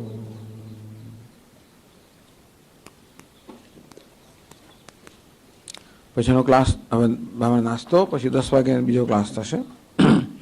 10 વાગે રાખીએ કે 10:30 રાખીએ? 8:30 થયા છે. 10 વાગે સારું છે. 10 વાગે 10 વાગે થશે. અને જે બધા નવા લોકો ઘણા છે આમાં, એટલે કંઈ તમે બહુ ગભરાઈ ના જશો, ચિંતા ના કરશો. આ બધાથી ધીરજ રાખજો, બેસી રહેજો, ધીરજ રાખજો, સાંભળજો, અને સમજ ના પડે તો ચિંતા ના કરશો. આખા ક્લાસો કંઈક તો માસે જ. એવું છે ને, 60 મિનિટનો કે 70-75 જે ક્લાસ થશે એમાં કંઈક તો દરેકને મળશે, થોડું બધું નહીં તો. એટલા માટે જે ન સમજ પડે એની ચિંતા ના કરે, આ જતો રહે, સમજ ના પડે, ઉપરથી નીચેથી બાજુમાં જ્યાં જતો રહે ભલું જતો રહે, વાંધો નથી. પણ કેટલીક વસ્તુ અંદર પ્રવેશ કરશે ખરી છે દરેકના માટે. અને જેમ જેમ આમાં એટલે જરાય નિરાશ થયા વગર, નાસીપાસ થયા વગર ઉત્સાહપૂર્વક જો આમાં આપણે વળગી રહીશું તો ધીમે ધીમે આની સાથે ટ્યુનઅપ થઈશું. આની ફ્રીક્વન્સી સાથે, વેવલેન્થ સાથે જેમ જેમ ટ્યુનિંગ અપ થશું તેમ વધારે આપણે પ્રાપ્ત કરશું. એટલે અહીં બધા જ પ્રકારના વિદ્યાર્થીઓ છે. 100% ટ્યુનઅપ થયેલાથી માંડીને અત્યારે ઓછું ટ્યુન અપ થયેલા સુધી બધા જ છે, 0 સુધી. એવાને કારણે કોઈ પણ એક પ્રકારના વિદ્યાર્થીને પૂરો ન્યાય થઈ શકે નહીં એમાં. અને છતાં પણ બધા લોકો ધીરજ રાખજો, ઉપરથી નીચેના બધા અંતેથી બધાને બધું જ પ્રાપ્ત થશે ધીમે ધીમે. એટલે ધીરજપૂર્વક આનો અહીંયા આવ્યા જ છો એટલે યોગ હવે છૂટકો રહ્યો નથી. આવતા પહેલા જે પ્રકારનો ખ્યાલ લઈને આવે ખરું, અને ઘણા ઉત્સાહથી, એટલે ઘણા ઉત્સાહથી આવેલા છે બધા લોકો. અને આ તો પછી ઋષિકેશની ઓલી 5 સ્ટાર ફેસિલિટીમાં અહીંયા આવી ગયા હોય એ પણ કાંઈ ઋષિકેશનું જોઈને આમ બસ મારે એ પણ થઈ ગયું હોય એવી કદાચ 5 સ્ટાર વ્યવસ્થા એને પણ અહીંયાથી પણ ટેવાઈ જશે એકાદ 2 દિવસમાં. પછી આના જેવું કોઈ સુંદર સ્થાન નથી બીજું, પણ એના માટે 1-2 દિવસ લાગશે કદાચ. અને તેથી ધીરજ અને શ્રદ્ધા અને ભક્તિ આ પૂર્વક આની સાથે કરવાથી અને આનાથી બહુ સરસ આની સાથે ટેવાઈ જશો અને આ ગ્રંથમાંથી ઘણું બધું પ્રાપ્ત થશે એની શંકા નથી. એટલે કોઈ નિરાશ નહીં થતા અને ધીરજ રાખજો. હરિઓમ. ઓમ સહનાવવતુ સહનૌ ભુનક્તુ સહ વીર્યંકરવાવહૈ તેજસ્વિનાવધીતમસ્તુ મા વિદ્વિષાવહૈ.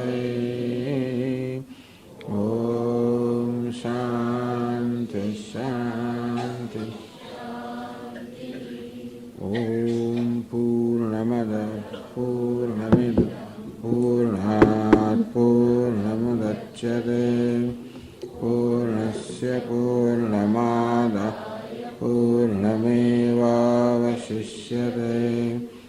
ઓમ શાંતિ શાંતિ શાંતિ. શ્રુતિસ્મૃતિપુરાણાનાં આલયં કરુણાલયં નમામિ ભગવત્પાદં લોકશંકરં શંકરં શંકરાચાર્યં કેશવં બાદરાયણં સૂત્રભાષ્યકૃતૌ વંદે ભગવन्तौ પુનઃ પુનઃ. ઈશ્વરો ગુરુરાત્મેતિ મૂર્તિભેદવિભાગિને વ્યોમવદ્વ્યાપ્તદેહાય દક્ષિણામૂર્તયે નમઃ.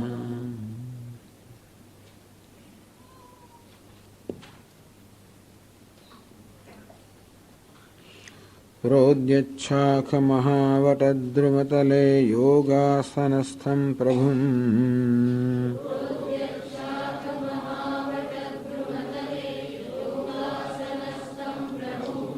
પ્રત્યક્તત્વોત્સવિઃ પ્રતિદિશં પ્રોદ્વીક્ષ્યમાણાનનम्.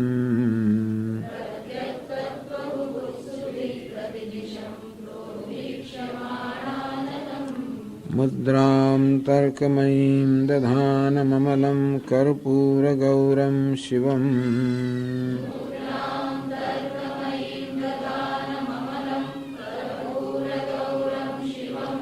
હૃદ્યन्तઃ કલયે સ્ફુરन्तમનિશं શ્રીદક્ષિણામૂર્તિકम्.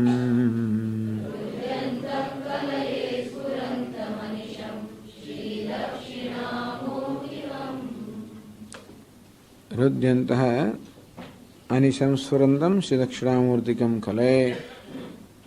મારા હૃદયમાં સતત આત્મ સ્વરૂપે સ્ફુરી રહેલા હૃદયમાં સ્ફુરંતમ હૃદયંત સ્ફુરંતમ. તો હૃદયમાં તો આત્મતત્વ સ્ફુરી રહ્યું છે. તો કલે ચિંતે ધ્યામે. તો આજે ટીકાકાર જેમણે મંગલાચરણની રચના કરી એ કહે છે કે હું શ્રી દક્ષિણામૂર્તિનું ધ્યાન કરું છું. મારા હૃદયમાં સ્ફુરી રહેલા ભગવાન દક્ષિણામૂર્તિનું ધ્યાન કરું છું. હવે હૃદયમાં તો સ્ફુરી રહ્યો છે આત્મા, તેથી હૃદયમાં એટલે કે આત્મ સ્વરૂપે સ્ફુરી રહેલા અથવા ભગવાન શ્રી દક્ષિણામૂર્તિનું આત્મ સ્વરૂપે ધ્યાન કરું એમ કહી શકાય. અથવા મારા હૃદયની અંદર આ રૂપમાં દક્ષિણામૂર્તિનું હું ધ્યાન કરું છું. બીજા પાનામાં બીજો શ્લોક લખે છે 6થા પાના પર.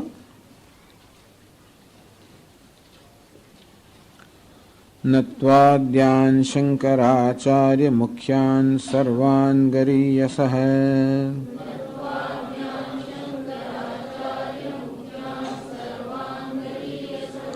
मानसोल्लासवृत्तान्तम् वर्णयामि यथामति।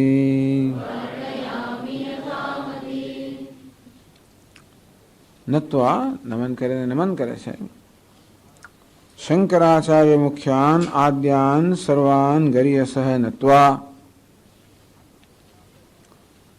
જેમાં આદ્ય શંકરાચાર્ય મુખ્ય છે એવા સર્વાન ગરીયસઃ નત્વા, બધા જ ગુરુઓને નમન કરીને.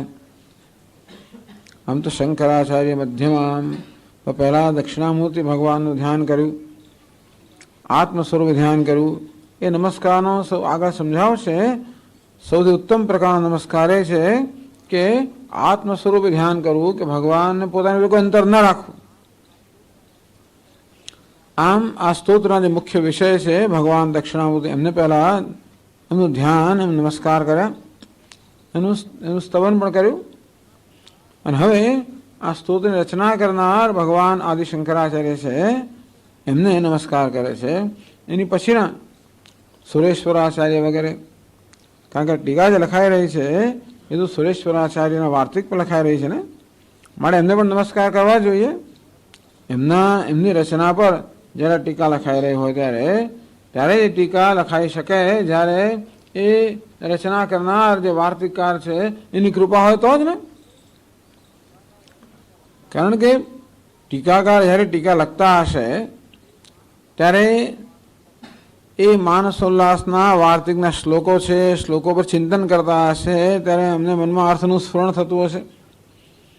આમ માનસોલ્લાસના જે શ્લોકો છે, શ્લોકો પર ધ્યાન ચિંતન કરે ત્યારે એના શબ્દોના અને વાક્યોના અર્થનું મનમાં સ્ફુરણ થાય અને એ રીતે લખે ને. તો એમાં એ માનસોલ્લાસના રચના છે સુરેશ્વરાચાર્યજી, એમનો શું અભિપ્રાય હતો, શું તાત્પર્ય હતો? કારણ કે આ શ્લોકો બહુ સરળ નથી. અને આ સુરેશ્વરાચાર્ય તો બહુ જ ઉત્તમ કક્ષાના ગુરુ તો છે, વિદ્વાન છે, પંડિત છે મોટા. એટલે એ લોકો જે લખે એ પણ બહુ ગંભીર તો વસ્તુ લખે, સાથે સાથે બહુ સંક્ષેપમાં પણ લખી દે, સૂત્ર રૂપમાં. ખૂબ ગંભીર અર્થને એકદમ સંક્ષેપમાં પણ કહી દે. તો ક્યારેક ક્યારેક જે કહ્યું હોય એના એકથી વધારેમાં પાસા હોય. તો આવી રીતે જે શબ્દો છે અને વાક્યો છે એના અર્થમાં જે અર્થ છે એની સૂક્ષ્મતા છે, એના જુદા પાસા રહેલા છે, એ જે ગંભીર અર્થ રહેલા છે ને, પરમ ગહન ગંભીર અર્થ. આમ પરમ ગહન ને ગંભીર અર્થને પ્રગટ કરનારી આ ટીકા હોય છે, હોવી જોઈએ. ટૂંકમાં ટીકાની પણ ક્વોલિટી, ગુણવત્તા એવી હોવી જોઈએ જેવી આ સ્તોત્રની છે કે વાર્તિકની છે, નહીં તો પછી તો કંઈ અર્થ ના રહે. એ એવું કાર્ય ત્યારે થઈ શકે જ્યારે જેના વિશે ટીકા થઈ રહી છે અથવા જેને સમજાવવાનો પ્રયત્ન કરી રહ્યો છે એ આચાર્યની પણ કૃપા હોય, એ જ્યારે પોતાનો અભિપ્રાય પ્રગટ કરે. તો જે અભિપ્રાયથી કે તાત્પર્યથી આ શ્લોકો રચવામાં આવ્યા છે એ તાત્પર્યિક અભિપ્રાય જ્યારે આ ટીકાકારના મનમાં સ્ફુરે ત્યારે જ એ ન્યાય આપી શકે. આ નહીં તો પછી આનો સ્વીકાર ન કરવામાં આવે. આમ પરંપરાગત આપણે શંકરાચાર્ય મહારાજનું આ દક્ષિણામૂર્તિ સ્તોત્ર અને માનસોલ્લાસનો અભ્યાસ ક્યારે કરે? એ અભ્યાસ કરવા યોગ્ય હોય ત્યારે. આમ વિદ્વાનોએ અને મહાપુરુષોએ સ્વીકારેલું હોય ત્યારે એ પરંપરાનો અંશ બને, બાકી બધી વસ્તુ ના બને. કેટલી વસ્તુ લખાઈ હશે. અને એ વાર્તિક ટીકાનો પણ સ્વીકાર કરવામાં આવે છે. એનો અર્થ એ થયો કે એની પણ કોઈ ગુણવત્તા હોવી જોઈએ, ક્વોલિટી હોવી જોઈએ, એનું પણ ગાંભીર્ય હોવું જોઈએ. એ ત્યારે જ હોય જ્યારે આ ટીકા પણ એ વાર્તિકને અનુરૂપ હોય. એ ત્યારે હોય જ્યારે વાર્તિકકાર જે છે એનો અનુગ્રહ પ્રાપ્ત થયો હોય. અને વાર્તિકકારને વળી પછી શંકરાચાર્ય મહારાજ અનુગ્રહ, એમને વળી દક્ષિણામૂર્તિનો અનુગ્રહ પ્રાપ્ત થવો જોઈએ. દક્ષિણામૂર્તિનું સ્તોત્ર રચવા માટે દક્ષિણામૂર્તિનો અનુગ્રહ જોઈએ. અને એ દક્ષિણામૂર્તિ સ્તોત્ર પર વાર્તિક રચવા માટે સ્તોત્રકારનો અનુગ્રહ જોઈએ. અને વાર્તિક પર ટીકા લખવા માટે વળી ટીકાકારનો અનુગ્રહ, વાર્તિકકારનો અનુગ્રહ જોઈએ. એટલે બધા ગુરુને નમસ્કાર કરે છે. પહેલા શંકરાચાર્ય, પહેલા દક્ષિણામૂર્તિ ભગવાન, પછી શંકરાચાર્ય મુખ્ય છે, બધા નામ નથી જણાવતા. આ તો 17મી સદીમાં થઈ ગયા. આ રામતીર્થ શંકરાચાર્ય ભગવાન 8મી સદીમાં થઈ ગયા. એમાં સુરેશ્વરાચાર્ય કદાચ 8મી 9મી સદીમાં થઈ ગઈ, એમના જ શિષ્ય છે. એની વચ્ચે ઘણા ગુરુઓ છે બધા. એમને તો વળી કેવું છે, સુરેશ્વરાચાર્ય જ્ઞાન, એમને તો પોતાના ગુરુ જ્ઞાન પ્રાપ્ત થયું હોય એટલે સુરેશ્વરાચાર્યજીને પણ નમન કરે, પોતાના ગુરુજીને પણ નમન કરે. એ સિવાય પણ આ વેદાંતના સાહિત્યમાં જે જે જગ્યાએથી કંઈ પણ આપણે પ્રાપ્ત થયું હોય એ બધાને નમન તો કરે જ. કૃતજ્ઞતા તો પ્રગટ કરીએ ને આપણે એમ તો. એટલે સર્વાન ગરિયસ, ગુરુ ગરિયસ ગરિષ્ઠ એટલે ગુરુ કહેવાનું એટલે ગરિયસ. આ બધા ઉત્તમ ગુરુઓ જે છે બધાને નમસ્કાર કરે, નમસ્કાર કરીને મારા હૃદયમાં ભગવાન દક્ષિણામૂર્તિનું ધ્યાન કરીને અને શંકરાચાર્ય મહારાજથી માંડીને ભગવાનથી માંડીને બધા જે ગુરુઓ છે નમસ્કાર કરીને પછી આગળ કામ શરૂ કરે છે. માનસોલ્લાસ વૃત્તાંત વર્ણયામિ યથામતી. માનસોલ્લાસ નામનું જે નામની જે રચના છે એનું વૃત્તાંત. વૃત્તાંત એટલે વૃત્ત જે થઈ ગયું એ થઈ ગયું એને કહેવું. વૃત્તાંત જે થઈ ગયું તે એ વૃત્તાંત વ્યાખ્યા થાય છે. તો માનસોલ્લાસની જે વ્યાખ્યા છે એનું વર્ણન કરું છું, કે વૃત્તાંતનું વર્ણન કરું છું. આ માનસોલ્લાસમાં જે કહેવામાં આવ્યું છે એનું વર્ણન કરું યથામતી, મારી મતિ પ્રમાણે છે જ. એ નમ્રતા બતાવે છે કે આમાં જે કે દોષ હોય એ વિદ્વતજનો દ્વારા ક્ષમ્ય છે, એ દોષ બધા મારા છે. આમાં જે કંઈ તમને ત્રુટિ દેખાય એ બધી મારી છે. આમાં જે કંઈ તમને ઉત્કૃષ્ટતા દેખાય એ તો આ વાર્તિકાની છે. તો મારી મતિ પ્રમાણે એની આ વ્યાખ્યા કરું છું. આ પ્રકારે નમસ્કાર કરીને હવે એ અહીંયા ભૂમિકા આપે છે, કહે છે 6થા પાના પર. આ ટીકા આપણે વાંચતા હોઈએ છીએ, ટીકા વાંચીએ છીએ, બધું વાંચીએ છીએ. અચ્છા, ચાલો ત્યારે વાંચો ભાઈ. અથથી ઇતિ એમાં આપણે બધા ભરાઈ પડેલા છીએ આની અંદર, એટલે એક સાથે જ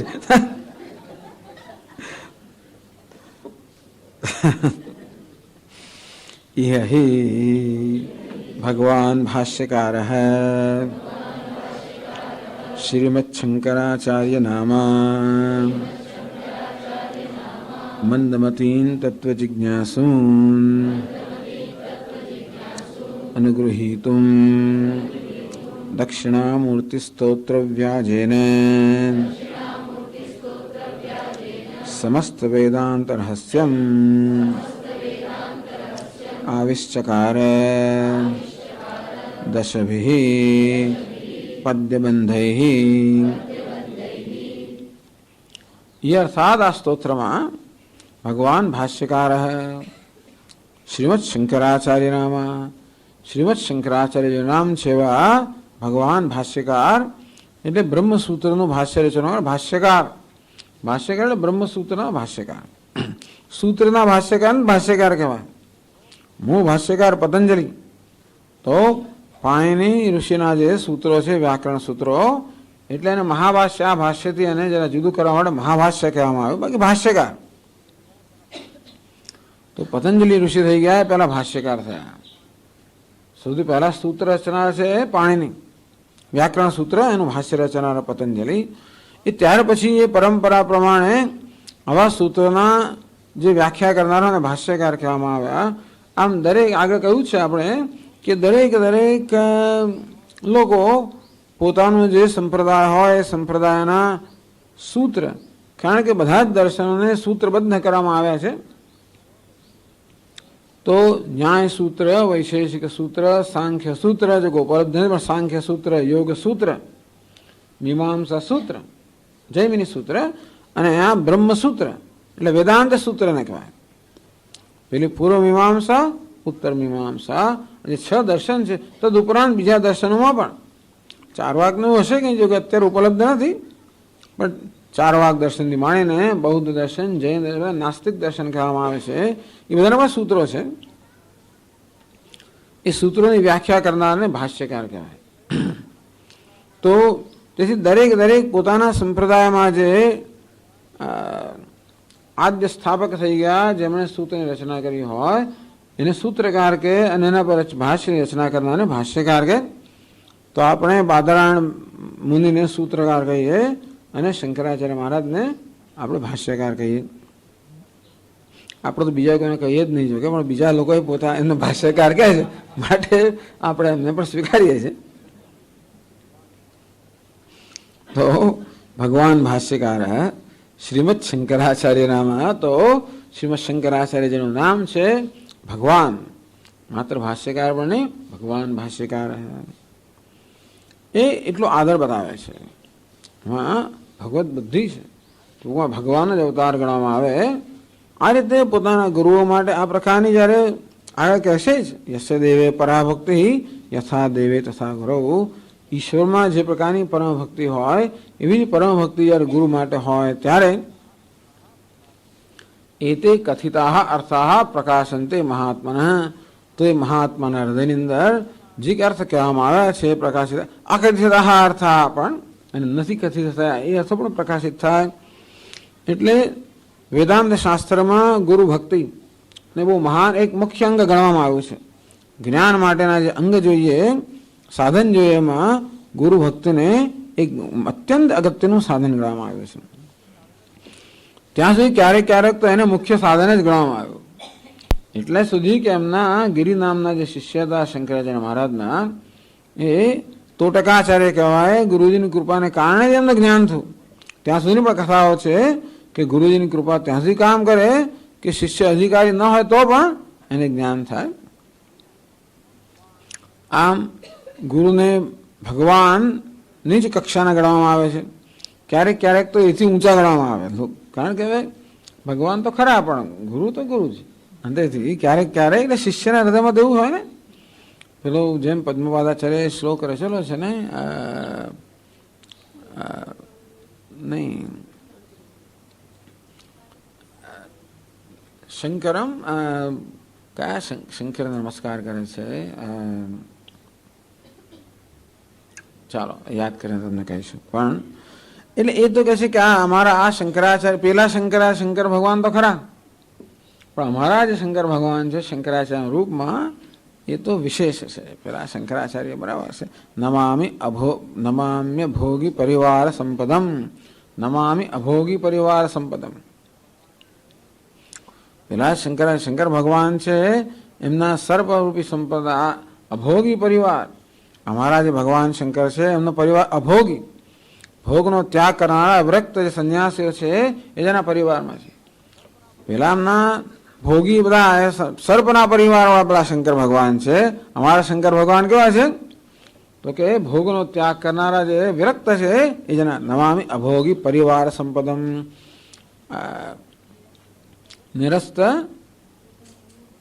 નિરસ્ત ભૂતિમ. તો પછી ભૂતિનો ત્યાગ કરો, ભોગનો ત્યાગ કર્યો, પેલા ભોગીના પરિવારવાળા છે. આમાં ભૂતિ, પેલા ભૂતિ લગાવો છે ને, નિરસ્ત ભૂતિમ, જેને ભૂતિનો અર્થાત બધા પ્રકારના વૈભવનો ત્યાગ કરેલો છે. અનુગ્રમ, પેલા ઉગ્ર છે, પેલા તો રુદ્ર છે, ઉગ્ર છે, અનુગ્રમ. એમ કરી કરીને પેલા શંકર ભગવાન છે એમનાથી પણ તદ્દન વિશેષતા બતાવે છે પોતાના ગુરુની. વિનાયકમ, પેલા વિનાયક વાળા છે, તો ગણપતિ વાળા. વિનાયકમ, વિનાયક વગરના, કોઈ નાયક વગરના એવા અમારા બધા નાયક, એવા અમારા જે ગુરુજી છે એને નમસ્કાર. એવું પદ્મપાદાચાર્યની આ પ્રકારની રચના છે. નિરસ્ત ભૂતિમ અનુમાર્ધ વિગ્રહમ. અનુમા, પેલા તો ઉમા અર્ધ વિગ્રહ વાળા છે. અનુમાર્ધ વિગ્રહમ, જેના અર્ધ વિગ્રહ ઉમા નથી એવા, અથવા અનુમાર્ધ વિગ્રહમ જે ઉપમાનથી પર છે એવા વિગ્રહ વાળા જે છે એવા અમારા ગુરુજી છે એને નમસ્કાર કરું છું. પેલા શંકર તો બરાબર છે. એટલે એ ભગવાન ભાષ્યકાર. એટલે ભગવાન એ પ્રકારે વિશેષણ વાપરે છે. તો ભાષ્ય રચના કરનારા ભગવાન શ્રીમદ શંકરાચાર્ય નામ. શંકરાચાર્ય એટલે શ્રીમદ લગાવ્યું. શ્રી એટલે શોભા, અહીંયા બ્રહ્મ વિદ્યા, તો બ્રહ્મ વિદ્યાથી સુશોભિત એવા બ્રહ્મ વિદ્યારૂપી શોભા ધરાવનારા શંકરાચાર્યનું નામ છે. આચાર્ય નામ તો શંકર એમનું આચાર્ય લગાડવામાં આવ્યું. જે આચાર્ય એટલે જે બધા શાસ્ત્રોનું ચયન કર્યું છે, જે પોતાના જીવનનું આચરણ કરે છે અને બીજા બધા આચાર કરાવે છે. આચિનોતિ શાસ્ત્રાની સ્વયં આચરતે પરાનાચરત્યપી સ્વયં આચરતે યસ્માત આચાર્ય ઇતિ કીર્તિતઃ. તો બધા શાસ્ત્રોનું ચયન કર્યું છે. ખાલી વેદાંત જ નહીં, બધા દર્શનો બધું જ રહસ્ય જાણતા હોય એના આચાર્ય કહેવાય. એક જ માત્ર નહીં, ખાલી સૂંઠને ગાંગડે ગાંધી થઈ ગયો નહીં, પરંતુ બધા જ દર્શનોના રહસ્ય જાણતા હોય એ પ્રકારના એવા આચાર્ય છે. એવા શ્રીમદ શંકરાચાર્યનું નામ છે. એવા ભગવાન શંકરાચાર્ય મહાન રચનાઓ કરી. મુખ્યત્વે ભાષ્યકાર કહ્યું ને, એટલે આ ભાષ્યની રચના કરી, બ્રહ્મસૂત્ર ભાષ્યની રચના કરી, પછી ઉપનિષદ ભાષ્યની રચના થઈ, ભગવદ્ ગીતાના ભાષ્યની રચના થઈ. આમ ભાષ્યકાર અર્થાત પ્રસ્થાનત્રય, આ ત્રણ પ્રસ્થાન પર જેમને ભાષ્યની રચના કરી. અને છતાં પણ એમાં પ્રવેશ અઘરો છે. ભાષ્યનું અધ્યયન કરવા માટે, એનો ખરેખર લાભ લેવા માટે, એને લાભાન્વિત થવા માટે તો પણ અધિકારીત્વ જોઈએ. તો ઉત્તમ બહુ તો મધ્યમ અધિકાર તો જોઈએ જ. તેથી એ ભાષ્યનું અધ્યયન કરીને લાભાન્વિત થવાની યોગ્યતા ન ધરાવનારા આપણે મંદ અધિકારી કહીએ. જે સીધા ઉપનિષદ પહોંચી જાય એને ઉત્તમ અધિકારી કહીએ. ભાષ્યની જરૂર પડે એને આપણે મધ્યમ અધિકારી કહીએ. પણ એ પણ પ્રવેશ ભાષ્યમાં જેનો પ્રવેશ ન થઈ શકે એવા મંદમતી તત્વ જિજ્ઞાસુન. આ મતિ મંદ છે પણ તત્વની જિજ્ઞાસા છે, મહત્વની વસ્તુ છે. મતિ મંદ હોય પરંતુ તત્વ જિજ્ઞાસુન, તત્વની જિજ્ઞાસા છે. જ્ઞાતુમ ઈચ્છા જિજ્ઞાસા અર્થાત આ તત્વને જાણવાની તીવ્ર ઈચ્છા ધરાવનારા છે. એને જિજ્ઞાસા કહેવાય જે શમે જ નહીં. જ્ઞાન ન થાય ત્યાંથી ન શમે એ પ્રકારની ઈચ્છાને જિજ્ઞાસા કહેવાય. આ સંત પ્રત્યે લાગે એટલે હંમેશા એ ઈચ્છા અવગતિ પર્યંતમ જ્ઞાનમ. અવગતિ અર્થાત જ્ઞાન થાય ત્યારે જ જે શમે, ત્યાંથી ચાલુ જ નહીં, છોડે નહીં. બીજી ત્રીજી ઈચ્છાઓ તો કદાચ આવે ને જતે રહે, પણ આ જિજ્ઞાસા કોને કહેવાય? જ્ઞાન ન થાય તો એનો પીછો જ ના છોડે, જાય ક્યાં?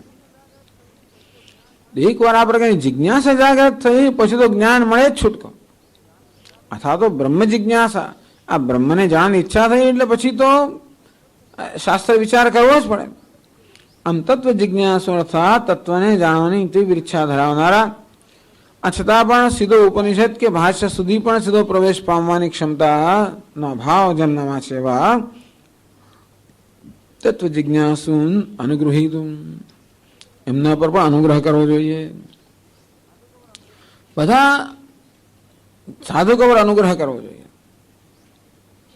એમને અનુગ્રહ કરવા માટે તો ઉત્તમાધિકારી પર અનુગ્રહ કર્યો, મધ્યમાધિકારી પર અનુગ્રહ કર્યો, હવે અમંદ અધિકારી પર અનુગ્રહ કર્યો. હમણાં પ્રકરણ ગ્રંથ રચવામાં મુખ્યત્વે પ્રકરણ ગ્રંથોની રચના જે છે એ મંદ અધિકારી પર અનુગ્રહ કરવા માટે છે. ભાષ્ય જે છે ઉત્તમ અને મધ્યમ અધિકારી માટે, આ બધા પ્રકરણ ગ્રંથો આ મંદ અધિકારી માટે. તો મંદમતીન તત્વ જિજ્ઞાસુ અનુગ્રહીતું દક્ષિણામૂર્તિ સ્તોત્ર વ્યાજેન. આમ તો ભગવાન શંકરાચાર્ય દક્ષિણામૂર્તિ સ્તોત્રની રચના કરી, પછી તો માત્ર એક બહાનું જ છે. દક્ષિણામૂર્તિ આ સ્તોત્ર રચવાને બાને વ્યાજેન સમસ્ત વેદાંત રહસ્યમ આવિષ્કાર. તો દક્ષિણામૂર્તિ સ્તોત્ર ભગવાનની સ્તુતિ, આ ભગવાનની સ્તુતિ રચવાના બહાને અથવા ભગવાનની સ્તુતિના રૂપમાં સમસ્ત વેદાંત રહસ્યમ, આ સમગ્ર વેદાંતનું રહસ્ય જે છે આવિષ્કાર. દશભિ પદ્યબંધૈ, આ 10 શ્લોકો વડે સમગ્ર વેદાંતનું રહસ્ય છે એનો આવિષ્કાર કર્યો. સમસ્ત વેદાંતમાં બધું આવી જાય. તત્વમસી મહાવાક્ય એટલે વેદાંત, તત્વમસી મહાવાક્ય વેદાંત. પણ જોડે જોડે પછી ગુરુ ઉપસદન પણ હોવું જોઈએ, એમાં શ્રવણ હોવું જોઈએ, મનન હોવું જોઈએ, નિધિધ્યાસન હોવું જોઈએ, ગુરુ ઉપસદન હોવું જોઈએ, અધિકારી નિરૂપણ હોવું જોઈએ. એટલે એમાં અધિકારીત્વમાં આવી જાય. ગુરુ ઉપસદન એટલે કે ગુરુ પાસે જવું, એમના આશ્રય લેવો, એમના ચરણે બેસવું, શ્રવણ કરવું, મનન કરવું, ધ્યાન કરવું, તત્વ સાક્ષાત્કાર કરવો અને જીવન મુક્તિ પ્રાપ્ત કરવી.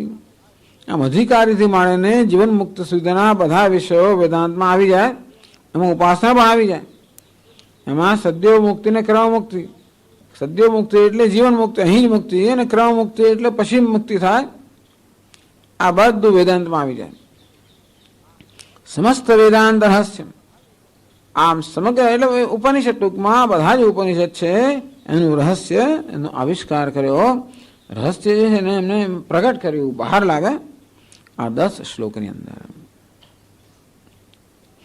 હવે આવું લખ્યું ટીકાકારે, દક્ષિણામૂર્તિ સ્તોત્ર વ્યાજે ને દક્ષિણામૂર્તિ સ્ત્રોત રચવાના બહાને કે એ પ્રક્રિયામાં, એટલે એમાં પહેલી ટિપ્પણી લખી છે ફૂટનોટ 1. ઇદંતુ એટલું નથી વાંચતા આપણો, એટલું છે બરોબર ને.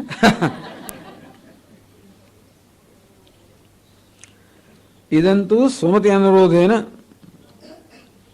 આ તો કહ્યું કે ભાઈ દક્ષિણામૂર્તિ સ્તોત્ર રચવાને બહાને કે દક્ષિણામૂર્તિ સ્તોત્ર રચવાની પ્રક્રિયામાં, એટલે દક્ષિણામૂર્તિ સ્તોત્ર રચાયું.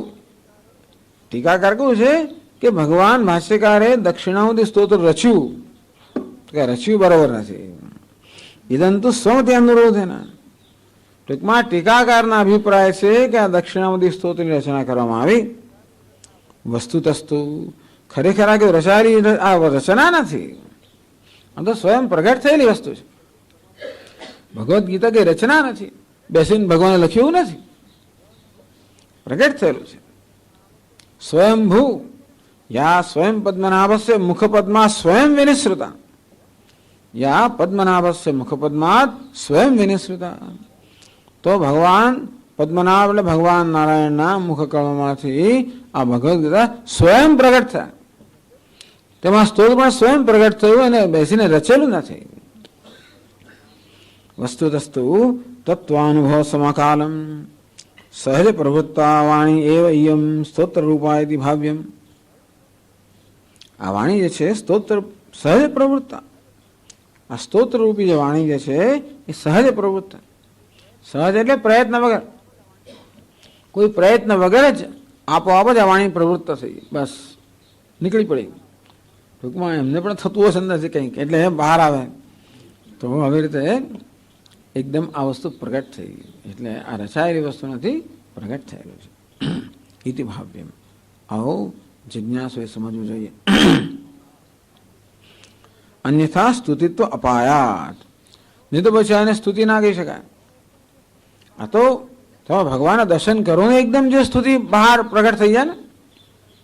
શંકરાચાર્ય મહારાજે કેટલી બધી સ્તુતિ, કેટલા સ્તોત્ર રચેલા છે ને, કેટલા દેવતાઓ દેવીઓ પર. એ ગયા હશે ને દર્શન કરે